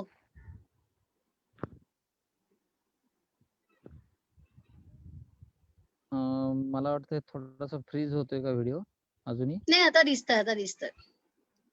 ओके, हा ठीक आहे. तर इथं तुम्हाला हे जे एक वनस्पती दिसते आहे नेचे फर्न आणि याचं नाव सुद्धा गमतीशीर आहे बरं का. याचं नाव आहे, याचं जर एक पान तुम्ही बघितलं तर याचं नाव आहे हंसपदी. हंसपदी, पद म्हणजे पाय, आणि हंसाच्या पायासारखं याचं एक पान दिसतं, म्हणून हा आहे हंसपदी. हंसपदी फर्न जो आहे ना मित्रांनो, जंगलमध्ये आमच्यासाठी अँटी मस्किटो रिपेलंट म्हणून आम्ही वापरतो. म्हणजे काय, तर डास जर या जंगलामध्ये जर आपल्याला डास त्रास देत असतील, तर त्यांच्यापासून संरक्षण म्हणून आम्ही याचे पानं, याचा पाला घेतो, चुरगाळतो आणि आपल्या अंगावरती जे उघडं अंग असेल, म्हणजे हात असतील, तोंड असेल, याच्यावरती लावतो. आता सुद्धा मी लावलेलं आहे आल्यानंतर, आणि इथं मच्छरांचा त्रास आहे. तर ते लावल्यानंतर मग इथले डास जे आहेत त्यांच्यापासून मुक्ती मिळते. तर अशा एक ना अनेक गोष्टी आपल्याला या देवरायांच्या मध्ये बघायला मिळते. आणि आता याच्यामध्ये पुढची गोष्ट आपण एक बघणार आहे. तुम्हाला आवाज कदाचित येणार नाहीत, म्हणजे माझा येईल तुम्हाला, पण बाकीच्या पक्ष्यांचे सुद्धा इथं काही आवाज येत आहेत, ते कदाचित तुमच्यापर्यंत पोहोचणार नाहीत. पण आपण काही प्रयत्न करायचे. इथं एक पक्षी राहतो ज्याचं नाव आहे तांबट. आणि आता वेळ ही 5ची झालेली आहे. 5ची वेळ म्हणजे त्यांच्या विश्रांतीची वेळ असते. आणि या वेळेस विश्रांतीला हे पक्षी काय करतात, तर आपल्या एखाद्या निवडलेल्या झाडावरती बसतात आणि तिथं बसून सांगतात, हा एरिया माझा आहे, हे ठिकाण माझं आहे, आणि याच्या आजूबाजूला कोणीही येऊ नका, कारण हे आज माझं घर आहे. बघा किती गमतीशीर गोष्ट आहे. यांना रोज घरं बदलता येतात. रोज हे आपापलं घर, आपल्या पसंतीचं घर रोज निवडू शकतात, ज्याला कुठलाही चार्ज नाही, त्याला कुठलेही पैसे भरावे लागत नाहीत. म्हणून निसर्ग इतका भरभरून देतो. फक्त तिथं स्वार्थीपणानं मात्र जाऊन चालत नाही. निस्वार्थपणे जो कोणी त्या निसर्गामध्ये गेला, त्याला भरपूर या निसर्गानं दिलेला आहे. आपण मात्र लुबाडून घेणारी माणसं आहे, बरं का. आपण लुबाडून घेणार. गमतीशीर गोष्ट म्हणून आपण एक आवाज काढणार आहे, आणि आवाजाला प्रतिसाद आला, तो तुम्हाला जरी मिळाला तर अतिउत्तम. ठीक आहे, आपण बघतोय. तांबट नावाचा एक पक्षी आहे. पक्षी आवाज कसा काढतो, तर तो आपल्या जागा निश्चित करण्यासाठी स्थान निश्चित असतो, हे मी तुम्हाला दाखवतोय. हा आवाज बघा, आवाज ऐका.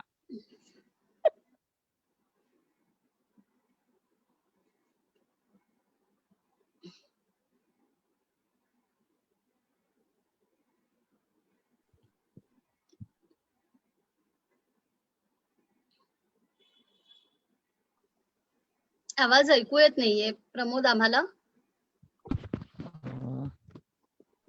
हॅलो. हा, आता ऐकू येतोय. अरे बापरे. प्रमोद मगाशी दादा आता पक्ष्याचा आवाज काढून दाखवणार आहे. हा, पुन्हा एकदा आवाज येतोय का बघा सगळ्यांना. हा हा हा. पक्षाचा कोणता आवाज पक्षी? मी काढून दाखवतोय. तांबट तांबट पक्षी, पक्षी. व्हाईट चिकडं बार्बेट, पांढऱ्या गालाचा तांबट. हा पक्षी आपली स्थान निश्चित करण्यासाठी एक आवाज काढतो. तर आवाज कसा बरं. आहे बघा फक्त.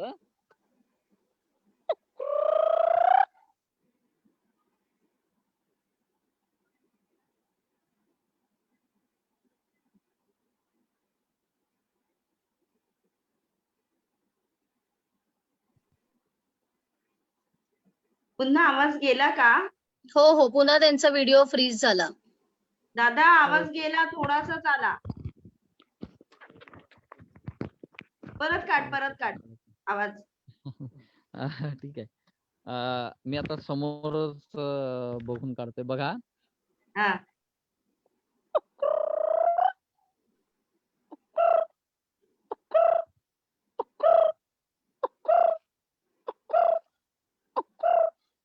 ठीक आहे. भारी. तर हा असा आवाज हा तांबट पक्षी काढतोय. आता इकडून सुद्धा एक आवाज येतोय दुसऱ्या बाजूला, पण तुम्हाला तो ऐकू नाही येणार. अगदी बारीक, म्हणजे लांब आहे तो पक्षी. अगदी इथं जवळ कोणी असता तर त्यानं जो आवाज दिला असता तोही आपल्याला पटकन ऐकता आला असता. ठीक आहे. तर अशा अनेक गोष्टी आहेत. मग इथं हॉर्नबिल आहे, ज्याला अभ्लक धनेश म्हणतो. हे धनेशाचे 4 प्रकार आहेत. त्याच्यामध्ये अभ्लक धनेश जो आहे हा अगदी मोठा, सगळ्यात मोठा धनेशाची प्रजात. तर हा किती मोठा आहे माहितीये का मित्रांनो, तर तो साधारणतः त्याच्या पंखांचा जो घेर आहे तो आहे 5 ते 6 फूट. 6 फूट म्हणजे साधारण 2 मीटर. आणि हा मग उडत जात असताना जंगलातून जाणाऱ्या एखाद्या हेलिकॉप्टरचा भास करून देतो आपल्याला, म्हणून मी त्यांना गमतीनं जंगलातील हेलिकॉप्टर म्हणतो. आता इथं एक गोष्ट तुम्हाला दिसेल. तुम्ही काय म्हणता सगळे बालमित्र हो, तुम्ही सगळ्यांनी बघितलं असेल आणि याला काय म्हणता तुम्ही? बुड्ढी के बाल किंवा म्हातारी हे अशी उडत उडत जाते आणि कुठेतरी पडते. मग ती उडत उडत जाऊन काय करते बरं आणि कुठं बरं जाते किंवा येते कुठून हा पहिला प्रश्न. येते कुठून? तर मित्र हो, हे एका झाडाचं बी आहे. याला जर खाली बघितलं तुम्ही तर इथं बी चिकटलेला दिसतोय. ठीक आहे. हा त्याला बी आहे. मग हा बी मी बाजूला काढतोय किंवा इथं दिसतोय तुम्हाला. हा बी आहे या पंखांचं किंवा या केसांचं काम काय बरं असतं? तर हा जर बी तुम्ही बघितला तर हा जंबूपत्र सारिवा म्हणजे एक महावेल आहे. या वेलीचा हा बी आहे. मग या वेलीच्या बियांना हे पंख का बरं दिले? तर याची एक गंमत आहे. या फळांची बिया किंवा या वेलीच्या बिया कुठलाही पक्षी खात नाही, कुठलाही प्राणी खात नाही, कुठलाही किडा खात नाही. मग समजा या बियांना हे पंख नसते. आता हे पंखापासून बिया वेगळ्या केल्या. तर काय होणार आहे? ही शेंग ज्यावेळेस फुटेल, बघा या बियांच्याकडे व्यवस्थित लक्ष द्या. ही शेंग ज्यावेळेस फुटेल त्यावेळेस या पंख याला नाहीयेत. पंख मी काढून घेतले. तर हा बी या शेंगेतून पडल्यानंतर कुठं पडला? या झाडाच्या बरोबर खाली पडला. असे शेकडो किंवा हजारो बिया एकाच ठिकाणी पडतील आणि एकाच ठिकाणी पडून पडून काय होईल? उगवतील आणि मग सगळेच कमकुवत बालक होते. ज्याला कुपोषित बालक आपण म्हणतोय. म्हणजे एकही वेल व्यवस्थित उगवणार नाही, व्यवस्थित वाढणार नाही, कारण त्यांना तिथं खाद्य मिळणार नाही. आणि म्हणून या झाडाने गंमत केली. आपल्या बियांना कोण खात नाही ना, तर त्यांचे स्वतःचे पंख त्यांना लावून दिलं आणि आत्मनिर्भर केलं. आणि ज्यावेळेस वारा येतो त्यावेळेस या बिया या झाडाच्या शेंगेपासून फुटतात आणि या शेंगेतून या केसांच्या सोबत या बिया निघतात आणि मग वाऱ्यासोबत निघून कुठंतरी लांब जाऊन पडतात आणि लांब जाऊन पडून तिथं रुजतात. म्हणजेच एकाच ठिकाणी आपल्या एकाच पद्धतीच्या सगळ्या बिया पडू नयेत आणि त्यांच्यापासून एकाच पद्धतीचं जंगल एकाच ठिकाणी निर्माण होऊ नये म्हणून ही संरचना या ठिकाणी या झाडांनी अशी बनवलेली आहे. तर अशा बऱ्याचशा गोष्टी आपण बघतोय. इथं तुम्हाला या महावेलीच्या म्हणजे आता जी म्हातारी बघितली ना, त्या म्हातारीच्या शेंगेचं एक कवच मला सापडलं इथं. तर हे कवच तुम्ही बघू शकता. आता बरेच बालमित्रांनो, तुम्हाला हे बरंच एखाद्या जे राक्षस असतो त्या राक्षसाच्या नखासारखं दिसेल. छान आहे की नाही? गमतीशीर आहे. तर या राक्षसाच्या नखासारखं दिसणार हा शेंगेचा एक पार्ट आहे ज्याला आपण टर्फल म्हणू शकतो. हे टर्फल आपल्याला दिसतं. तर बालमित्रांनो, अशा पद्धतीची जंगलं बऱ्याच बारीक सारीक गोष्टींनी नटलेली असतात आणि ही जंगलं बघत असताना बारकाईनं बघणं गरजेचं असतं. मग काय काय बघायचं असतं किंवा या जंगलांना जपणं किती गरजेचं आहे याचं एक उदाहरण म्हणून तुम्हाला सांगतो. मगाशी जसं आपल्याला सांगण्यात आलं की प्रमोद दादा म्हणजे मी आणि माझी टीम इथं बऱ्याचशा मोहिमा राबवत असतो. त्याच्यातलीच ही एक मोहीम आहे. इथं तुम्हाला प्लास्टिकचे कॅन दिसतील. आता हे काही कोणी असेच आणून टाकलेले नाहीत. हे आम्हीच ठेवलेले आहेत आणि हे कॅन का ठेवलेले आहेत? तर या झाडांना पाणी घालण्यासाठी. आता हे एवढं मोठं झाड अडकतोय का? नाही नाही, दिसतोय बरोबर. हा. हे एवढं मोठं झाड आहे. या एवढ्या मोठ्या झाडाला तुम्ही म्हणाल पाणी घालायची गरज काय? तर मित्र हो, हे असं तसं झाड किंवा या जंगलातलं उगवून आलेलं झाड नाहीये. हे 4 वर्षापूर्वी आम्ही जंगलाच्या बाहेर असणारे जे रस्ते आहेत, या रस्त्याच्या बाजूला ज्या दरडी कोसळतात, या कोसळलेल्या दरडीतून मातीच्या ढिगाऱ्यातून पडलेलं, उन्मळून पडलेलं, उकडून पडलेलं जे झाड आहे, ते मातीच्या ढिगाऱ्यातून आम्ही काढून आणलं आणि ते या देवराईमध्ये लावलं. ज्या मोहिमेचं नाव आहे वृक्ष पुनर्जन्म मोहीम. म्हणजे या झाडाचा 4 वर्षापूर्वी पुनर्जन्म झालेला आहे. साधारणतः याची उंची बघितली तर 25 फुटापर्यंत आहे. म्हणजे 25 फुटाचं आणि हे झाड अतिशय चांगलं आहे बरं का, म्हणजे औषधी आहे. हिरड्याचं झाड आहे. हिरड्याचं 25 फुटाचं झाड आम्ही आणून इथं लावलं, ते जगवलं आणि ते जगलं सुद्धा. ही वैशिष्ट्यपूर्ण गोष्ट आहे की ते जगलं. 25 फुटाचं मोठं झाड इथं जगलं आणि मग त्याच्यापासून हा वृक्ष तयार झाला. तो या झाडाचा पुनर्जन्म आहे. अशी बरीचशी झाडं तुम्हाला इथं आम्ही लावलेली दिसतील. तर ही जी झाडं आहेत अशी साधारणतः 350हून जास्त झाडं आम्ही लावलीत आणि ती जगवलीत आणि अशा पद्धतीने ही वृक्ष पुनर्जन्म मोहीम इथं सुरू आहे. त्याच पद्धतीनं इथं आम्ही या जंगलामध्ये 6 मोहिमा राबवतो या देवराईमध्ये. मग त्याच्यामधली एक मोहीम अशी आहे की एखादा जवान आपल्या सीमेवरती मरण पावला, एखादा जवान आपल्या सीमेवरती सीमेचं रक्षण करत असताना शहीद झाला, तर शहीद जवान स्मृतिवन मोहीम म्हणून एक मोहीम आहे, ज्याच्यामध्ये आम्ही त्या शहीद जवानाच्या नावाने एक झाड या देवराईत लावतो आणि त्याला सलामी दिली जाते. आणि या सलामीनुसार तिथं झाड लावून तो शहीद इथं तो विसावलाय, तो विसावा इथं घेतोय असं म्हणून ते झाड जगवलं जातं. मगाशी सांगितल्याप्रमाणे तुम्हाला इथे एक खोड दिसतोय, या खोडाला वाळवी लागलेली आहे बघा, बरोबर. आणि ही वाळवी काय करते, तर या झाडाच्या खोडाचं पूर्णपणे मातीत रूपांतर करत आहे. तर हे मातीत रूपांतर करणारी ही वाळवी तुम्हाला दिसेल. या जंगलामध्ये अजून बऱ्याचशा गोष्टी आहेत त्या अशा असतील की मोठमोठे औषधी वनस्पती इथं आहेत. तर आता इथं तुम्हाला दिसतंय ते साधारणतः मला वाटतंय 50 एक फुटाचं मोठं झाड आहे.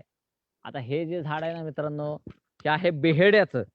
बेहेडा म्हणजे काय, मगाशी तुम्हाला दाखवला तो हिरडा होता, हा आहे बेहेडा. आता हा बेहेडा तुम्हाला त्रिफळा चूर्ण माहित असेल किंवा तुम्हाला हिरडा बेहेडा हा बऱ्याच ठिकाणी बघायला मिळतो. तो मुख्यत्वे बघायला मिळतो, तुम्ही जर दंतमंजन जर कोणी वापरत असाल तुमच्यापैकी,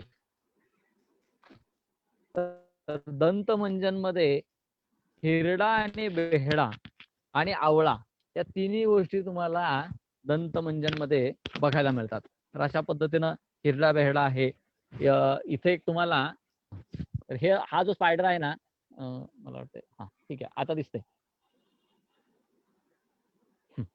हा जो स्पायडर आहे याचं नाव आहे बास्केट स्पायडर. तर हा बास्केट स्पायडर काय करतो, एक बास्केट तयार करतो. आणि हा बास्केट स्पायडर वरून पडणारे एखादी आळी असेल, मग ती फुलपाखराची असेल किंवा काय असेल, तर ही आळी त्या बास्केटमध्ये पडली की मग तिला खाण्याचं काम हा बास्केट स्पायडर करतो.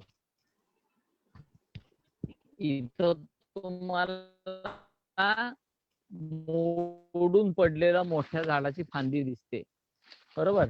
इथे एक जुनं झाड, जुना वृक्ष, जो सुकलेला वृक्ष आहे नाही तो दिसत आहे. महावेलीनं हा वृक्ष मोडून पाडलेला आहे बघा. ओके, पाठीमागे जाऊया.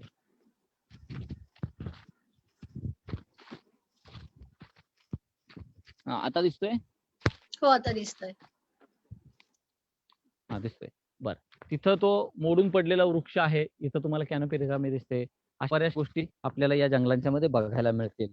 तर आता आणखी काही गोष्टी अशा असतात की या मोडून पडलेल्या झाडांच्या मध्ये कोणीतरी विसावत असतं. आता इथं तुम्हाला दिसेल, इथे एक होल आहे. इथं जो होल आहे इथं अगदी छोटीशी एक वाट सुद्धा दिसते बघा. त्याच्यामध्ये माती भरलेली आहे आणि मातीच्या मध्ये बारीक बारीक गवताच्या काड्या वगैरे तुम्हाला दिसतील. आणि ही त्या बाजूला जाणारी वाट आहे. हे कोण वापरत? हॅलो, येतोय?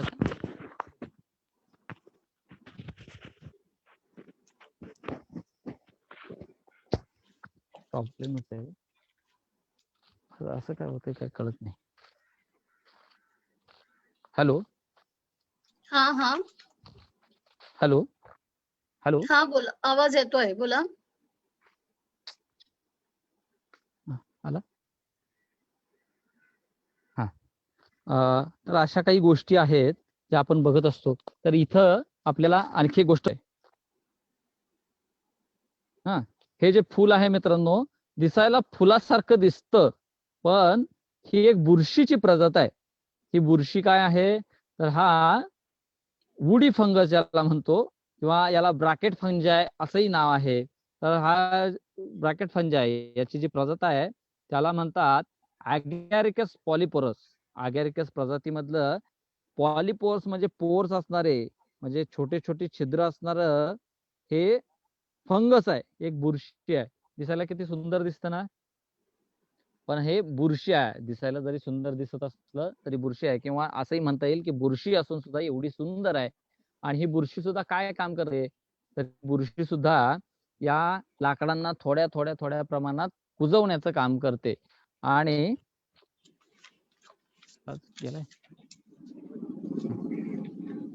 तर इथं तुम्हाला वाळवीचं मोठं वारुळ दिसतंय.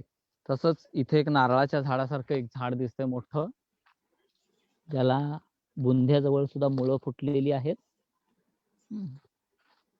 हे मोठं झाड, त्याला मराठी नाव आहे भेरली माड, किंवा दुसरे इंग्रजी नाव आहे फिश टेल पाम. त्याचं इथं एक छोटस रोप उगवलेलं आहे. तर हे बघा, फिश टेल पाम का म्हणायचं, तर याचं एक पान आहे छोट. तर हे पान तुम्हाला माशाच्या शेपटीसारखं दिसतं, बरोबर. हे माशाच्या शेपटीसारखं दिसतं म्हणून हा फिश टेल पाम. बघा, आता गमतीशीर गोष्ट आहे, इथं एका पतंगाचा सॉरी, हा गमतीशीर गोष्ट आहे बघा. इथं प्रेइंग मॅन्टिस म्हणजे प्रार्थना कीटक, यानं प्रार्थना कीटकांना अंडी घालण्यासाठी अंड्यांचा एक कोन इथं सोडून गेलाय. याच्यामध्ये असंख्य अंडी, त्याच्यातून पिल्लं बाहेर पडतील. तर हा आहे फिश टेल पाम, ज्याला अर्धी सुपारी असं सुद्धा एक मराठी नाव आहे. कारण याच्या बिया ज्या आहेत त्या सुपारी अर्धी कापल्यासारख्या दिसतात. दिग्विजय जर बघा, आहे का कुठं पामच्या बिया दिसत आहेत का, कुठं दाखवायला मुलांना. तर हा आहे फिश टेल पाम. याला माड म्हणतात, म्हणजे घाटाच्या वरती जे कोकोनट फॅमिलीतले, नारळाच्या कुळातली जी झाडं येतात घाटाच्या वरची, त्यांना माड म्हटलं जातं. तसंच घाटाच्या खालची हे आहेत कोकोनट फॅमिलीतले जे मेंबर आहेत नारळाच्या कुळातले, त्यांना ताड म्हटलं जातं. आणि म्हणून याच्यापासून पुण्याला जर गेलात, पुणे भागामध्ये, तर पुण्याच्या आजूबाजूला जे निरा विक्री केंद्र दिसतात, तर ते या झाडाच्या कोवळ्या कोंब, म्हणजे फुलोरा जो असतो, त्या कोवळ्या फुलोराचा जो कोंब येतो, तो कापून त्यापासून गळणारा जो रस आहे, तो रस म्हणजे निरा असते. हीच निरा जर दुधासारखी आटवली तर त्याचा माडगुळ तयार होतो. आणि तीच निरा जर 8 तास आहे तशी ठेवली तर ती आंबते. आंबवण्याची प्रक्रिया त्याच्यामध्ये होते, फर्मेंटेशन होतं आणि त्याची माडी तयार होते, म्हणजे एक दारूचा एक वेगळा प्रकार तयार होतो. तर असा हा फिश टेल पाम इथं आहे. याच फिश टेल पाम वरती एक छोटासा वेल गेलेला दिसतोय तुम्हाला. इथं हा वेल आहे. हे साधारणतः खाऊच्या पानासारखी पानं दिसतात बघा. तर हा जो आहे वेल, हा आहे मिरी, रानमिरी, मारीच सुद्धा म्हणतात. हा रानमिरीचा वेल आहे. हा रानमिरी आपल्या मसाल्यामध्ये जरी वापरत नसतो, तर आयुर्वेदामध्ये मारीच म्हणून हा बऱ्याच ठिकाणी वापरला जातो. तर अशा पद्धतीचं हे जंगल आहे मित्रांनो. आता जर आपल्याला कुणाला काही प्रश्न असतील ते आपण थोडक्यात बघूया. आणि मला वाटतं वेळ संपत आली असेल तर थांबवायला हरकत नाही.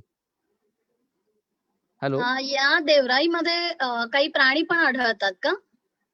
हा, बऱ्याच प्रकारचे प्राणी आणि पक्षी इथे येतात.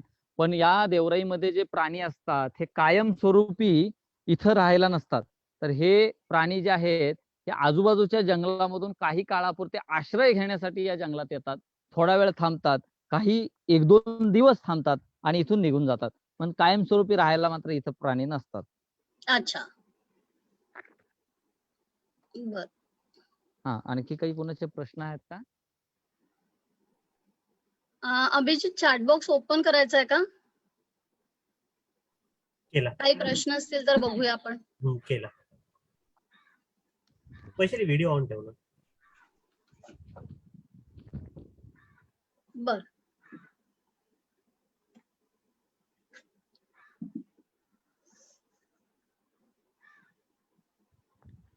कुठल्या प्रकारचे प्राणी येतात साधारण असं विचारलंय मुलांनी.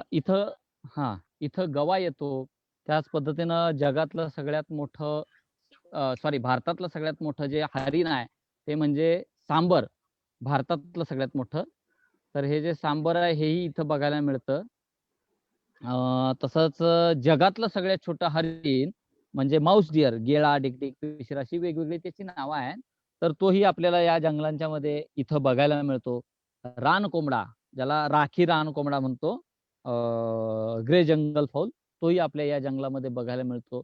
घोबडांच्या काही प्रजाती आहेत त्या बघायला मिळतात. काळा गरुड, ब्लॅक ईगल, हाही आपल्याला या जंगलांच्या मध्ये बघायला मिळतो. अंजनी झाडाबद्दल काय माहिती सांगू शकता का? ओके, हा. अंजनीचे झाड इथं आहे बघा. हे एक आहे अंजनीचं झाड. हे आहे अंजनी.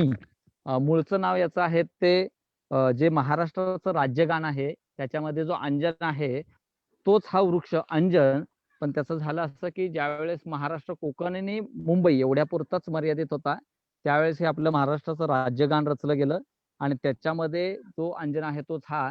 पण ज्यावेळेस विदर्भ मराठवाडा महाराष्ट्रात सामील झाला आणि संयुक्त महाराष्ट्र किंवा महाराष्ट्र मोठा झाला त्यावेळेला विदर्भामध्ये अंजन याच नावाचं पण एक मोठं झाड सापडलं ज्याचं लॅटिन नाव आहे हार्डविकिया बायनाटा. आता एकाच राज्यामध्ये एकाच नावाची दोन झाडं कशी ठेवायची म्हणून त्या मोठ्या वाढणाऱ्या अंजनाचं नाव आहे तसं ठेवलं आणि त्याची सख्खी छोटी बहीण म्हणून याचं नाव करण्यात आलं ते आहे अंजनी. म्हणजे राज्यगानातला अंजन तो आहे हा आणि आत्ताचं नाव याचं आहे अंजनी. ठीक आहे. राज्यगान बऱ्यापैकी कोणाला माहित नसेल तर एक आठवण करून देतो. मंगल देशा पवित्र देशा राखड देशा कणखर देशा दगडांच्याही देशा त्याच्यातच पुढं असं येतं की अंजन कांचन करवंदीच्या काटेरी देशा त्याच्यामधला जो अंजन आहे तोच हा अंजन. ठीक आहे. याच्याबद्दल अजून बऱ्याचशा गोष्टी सांगण्यासारख्या आहेत. आणखी एक गोष्ट सांगता येईल की हे बॉक्साईटचं इंडिकेटर आहे झाड. तसंच आणखी एक गोष्ट मगाशी मी म्हटलं की माऊस डिअर जो आहे जगातला सगळ्यात छोटा हरिण ते जन्माला येण्यासाठी याचा खोडाचाच भाग लागतो कारण याच्या खोडाच्या शेजारी ते जगातलं सगळ्यात छोटं हरिण जन्माला येतं कारण याच्या खोडाचा रंग आणि त्या नवजात पिल्ल्याच्या शरीराचा रंग एकसारखा असतो कॅमोफ्लेज मिळतो म्हणून या अंजनाची झाडं या जंगलामध्ये टिकून राहणं हे फार महत्वाचं आहे. अजून काही? बरं. आणि बास्केट स्पायडर तुम्ही मगाशी दाखवत होतात पण आम्हाला नीट हो. दिसलं नाही तर हो. त्याच्याबद्दल काही सांगाल का जास्त? बास्केट स्पायडर जो आहे किंवा स्पायडरच्या बऱ्याचशा प्रजाती इथं आहेत तर त्यापैकी बास्केट स्पायडर हा जरी छोटा असला तरी तो वेगळ्या पद्धतीचा स्पायडर म्हणजे दोन प्रकारचे स्पायडर्स असतात. एक आहे ऑर्बवेब आणि दुसरा आहे कॉर्बवेब. कॉर्बवेब म्हणजे जे जमिनीलगत गुहा टाईप किंवा बिळ असणारी संरचना करतात त्याला म्हणतात कॉर्बवेब आणि ऑर्बवेब म्हणजे जे झाडांच्या वरती जाळी विणतात त्यांना म्हणतात ऑर्बवेब. पैकी ऑर्बवेब असणारं हे बास्केट स्पायडर त्याच्यामध्ये याचं वेगळं पण असं आहे की हा बास्केट स्पायडर उभट जाळं विणतो. इतरांचे असे सपाट असतात किंवा झाडांना टांगलेली असतात याचं मात्र उभट बास्केट सारखं असतं आणि याचं वैशिष्ट्य असतं की एखादी आळी वरून खाली ज्यावेळेस त्या बास्केटमध्ये पडेल त्याच वेळेला याला खाद्य मिळतं आणि अशा झाडांच्या वरती हे बास्केट स्पायडर बास्केट विणतात की वरती एखाद्या फुलपाखरांच्या आळ्यांचं किंवा पतंगांच्या आळ्यांचं ती वनस्पती खाद्य वनस्पती असेल असा हा बास्केट स्पायडर वेगळा आहे. अच्छा अच्छा. आणि कोणीतरी विचारलं की कुठल्या सीझन मध्ये आपण इथे येऊ शकतो?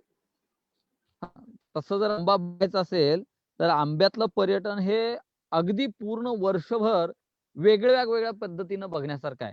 अगदी प्रत्येक ऋतूमध्ये हा आंबा परिसर वेगळा दिसतो वेगळा जाणवतो वेगळा भासतो किंबहुना वेगळा असतो कारण प्रत्येक वेळी इथलं रूप तुम्हाला बदललेलं दिसेल.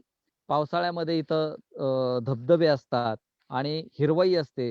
तसंच श्रावणात जर आला तर श्रावणामध्ये बघायला गेला तर तुम्हाला असंख्य प्रकारची नानाविध अशी पठारांवरती येणारी फुलं तुम्हाला बघायला मिळतील. त्याच पद्धतीनं धुकं बघायला मिळेल. उन्हाळ्यात आलात तर प्राणी बघायला मिळतील. पावसाळ्याच्या सुरुवातीच्या टप्प्यात आला तर अनेक असे साप बघायला मिळतील. बेडकांच्या वेगवेगळ्या प्रजाती बघायला मिळतील. तर अशा पद्धतीनं आंबा हा प्रत्येक सीझन मध्ये वेगवेगळा आहे. पण मी वाचलं होतं कुठेतरी की जळवा खूप आहेत या जंगलामध्ये तर ते खरं आहे का?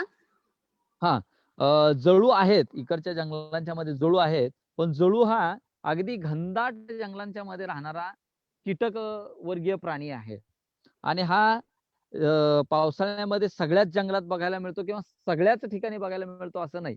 तर त्यामुळं इकडचे पर्यटन समित्या किंवा पर्यटन करणारे जे काही मंडळी आहेत अगदी मी सुद्धा आहेत त्याच्यामध्ये गाईडचं काम करत असतो. आपली सुद्धा वसुंधरा इको टूर्स नावाची टुरिझम फर्म आहे.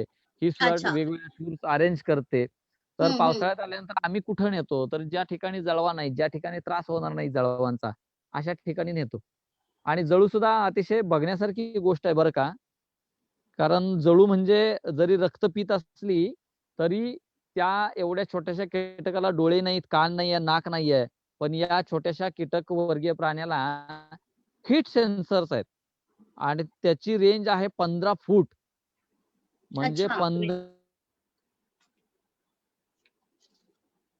15 फुटावरून तो आजूबाजूला येणाऱ्या उष्ण रक्ताच्या पाण्यात सेन्स करतो आणि मग त्या प्राण्याच्या उष्णतेकडे तो आकर्षित होतो. 15 फूट लांबून तो त्या प्राण्यापर्यंत पोहोचतो आणि त्याचं रक्त प्यायला त्याच्या अंगावरती जाऊन रक्त प्यायला सुरुवात करतो.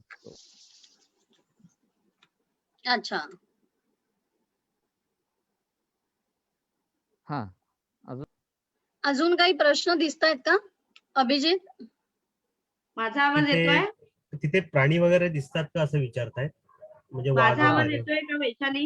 हो, बरोबर. येतोय. मला वाटतंय बऱ्याच काही प्रश्न चॅट बॉक्सला असे पटापट येत आहेत आणि ते दिसत आहेत की हो, वाघ हो. बघायला प्रमोद, हो, मिळतो इथे का, राहण्याची प्राणी सोय दिसतायत होऊ का? शकते का असं हा. विचारतायत. हा, राहण्याची सोय म्हणजे साधारणतः इथं आता सध्याच्या घडीला 54 रिसॉर्ट्स आहेत. त्यामुळे राहण्याच्या सोयीबद्दल काहीच नाही. अगदी ज्या पद्धतीनं तुम्हाला राहण्याची सोय पाहिजे त्या पद्धतीनं सोय होते. जो प्राण्यांचा प्रश्न विचारला त्याच्यासाठी असं म्हणणं असेल की आपल्या जंगलांच्या मध्ये असंख्य प्राणी आहेत, पण आपलं जंगल हे एव्हरग्रीन फॉरेस्ट म्हणजे सदाहरित वनांचं जंगल आहे. त्यामुळे सदाहरित वनांच्या जंगलाची व्हिजिबिलिटी म्हणजे तुमची दृष्टी जी असते ती फक्त 50 फुटाची असते. तुम्हाला 50 फुटाच्या आतलं काही दिसत नाही. त्यामुळं अगदी एखाद्या वेळेला क्वचित जर 50 फुटाच्या जवळ तुमच्या प्राणी असेल किंवा रस्त्याकडेला जर एखादा प्राणी असेल तर तो तुम्हाला बघायला मिळतो. त्यामुळे फक्त प्राणी बघायला येणार असाल तर मात्र अगदी विचारून चौकशी करून या. कारण फारसे प्राणी असले, भरपूर प्राणी असले तरी फारसे काही प्राणी दर्शनी होत नाही. अजून एक प्रश्न होता तिथं की कोणकोणती आयुर्वेदिक झाडं या जंगलामध्ये आहेत, त्याची काही हो, आता माहिती मी नाही. तोच घेणार होते. हा, फार छान प्रश्न आहे. सगळ्यात महत्वाची गोष्ट सगळ्याच व्ह्युअर्सना मला सांगायला आवडेल की आपली स्थानिक प्रजातीची जी काही झाडं आहेत, ज्या काही भारतीय वंशावळीची सगळीच झाडं ही कुठं ना कुठं तरी थोड्या ना थोड्या फार प्रमाणात औषधामध्ये वापरली जातात. म्हणजेच दुसऱ्या बाजूला सगळीच्या सगळी स्थानिक झाडं, मुद्दाम मी शब्द पुन्हा एकदा रिपीट करतोय, स्थानिक झाडं ही सगळे स्थानिक झाडं ही औषधीच आहेत आणि प्रत्येकाकडे कुठला ना कुठला तरी औषधी गुणधर्म आहे.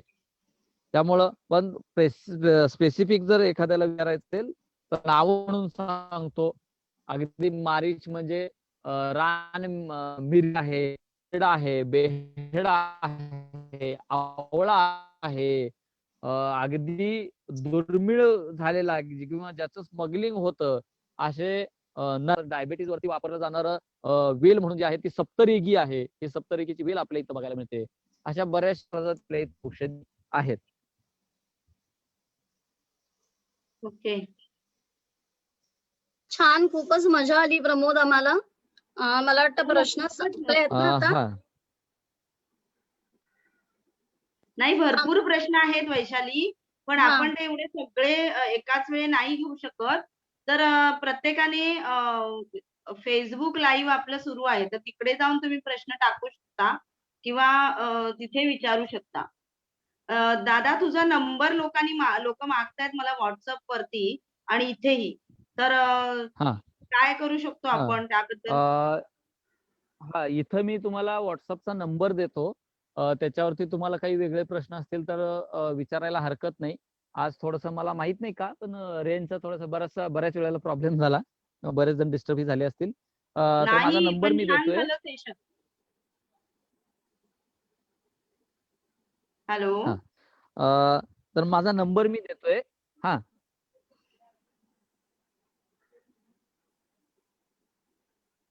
हॅलो. हा, चॅट बॉक्स मध्ये नंबर टाकला देतोय तरी चालेल. हा, चालेल. हा, 99 बोला. 75 38 39 52. ज्यांना नंबर हवाय त्यांनी पटकन लिहून घ्या. मी चॅट बॉक्स मध्ये सुद्धा सेंड केलाय. आता माहित नाही कुठं. हा, झाला कदाचित. बरोबर आहे. 99 75 38 39 52 असा नंबर आहे.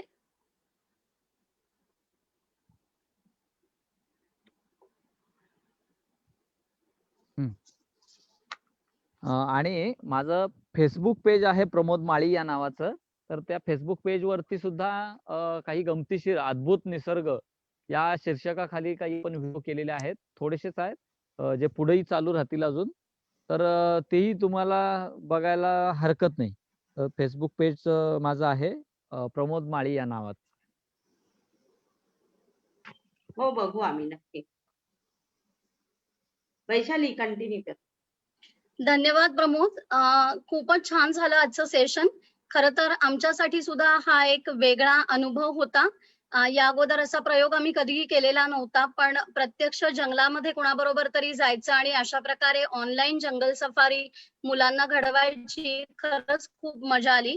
प्रमोद दादांनी आपल्याला खूपच वेगवेगळी माहिती सांगितली. देवराई म्हणजे काय असतं, त्याची गरज काय आहे, देवराई म्हणजे आत्ताची आणि पूर्वीची सुद्धा क्वारंटाईन सेंटर्स कशी होती, म्हणजे आत्ताची जी क्वारंटाईनची टर्म आपल्याला माहिती आहे त्याच्याशी त्याने ते जोडून घेतलं. या देवराईमध्ये औषधी वनस्पती कशा सापडतात हे प्रमोद दादाने आपल्याला सांगितलं. वारुळाबद्दलच्या आश्चर्यकारक गोष्टी सांगितल्या. लाकडाचं मातीमध्ये रूपांतर करणाऱ्या वाळवीबद्दलची महत्वाची माहिती सांगितली. आपण ब्ल्यू मॉर्मॉन या फुलपाखराची अळी सुद्धा बघितली.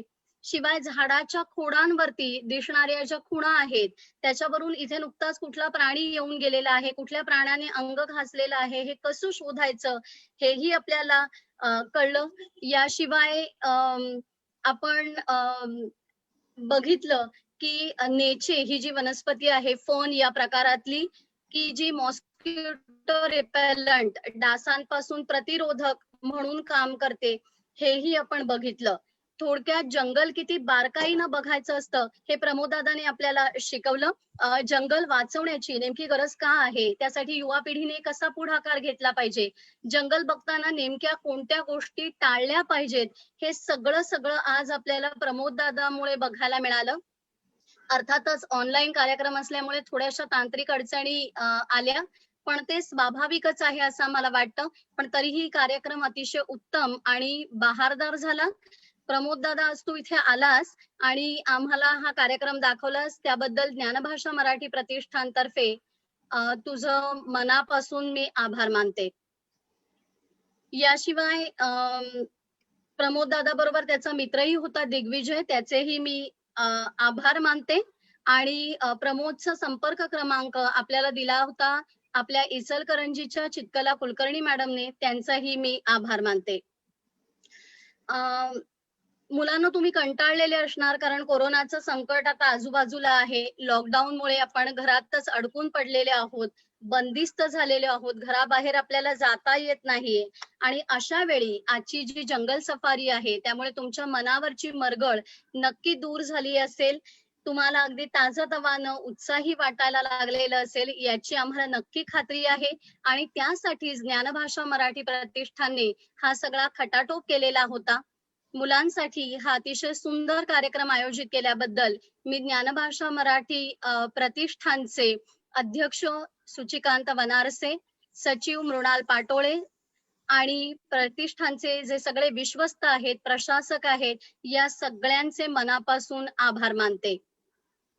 याशिवाय सगळे आपले बालदोस्त अतिशय उत्साहाने हा कार्यक्रम बघत होते, या कार्यक्रमामध्ये रंगून गेलेले होते. चॅटबॉक्स ओपन केल्यानंतर धडाधडा प्रश्न विचारायला तुम्ही सगळ्यांनी सुरुवात केली. त्यातूनच कळलं की तुमचं किती इंटरेस्ट आहे या कार्यक्रमामध्ये. त्यामुळे तुमच्या सगळ्या बालदोस्तांचे आणि पालकांचेही मी मनापासून आभार मानते. याशिवाय या कार्यक्रमाचे प्रायोजक पुढचं पाऊल दिल्ली या संस्थेचे प्रफुल्ल पाठक आणि आमचे विश्वस्त पुरुषोत्तम इंदानी सर यांचेही मी आभार मानते. याबरोबरच कार्यक्रमाचं तांत्रिक सहाय्य ज्यांनी केलेलं आहे ते अभिजित शिंदे यांचेही मी आभार मानते. आणि उद्याचा कार्यक्रम आपण बघणार आहोत तो आहे जादूचे प्रयोग. तुम्हाला खूप आवडेल अशी आम्हाला नक्की खात्री आहे. त्यामुळे या कार्यक्रमामध्ये तुम्ही सहभागी व्हा, तुमच्या मित्रमंडळींना सुद्धा सांगा. चेतन उपाध्याय हे आपल्याला जादूचे प्रयोग करून दाखवणार आहे. पुन्हा भेटूया उद्याच्या कार्यक्रमामध्ये. तोपर्यंत निरोप घेऊया. Bye bye.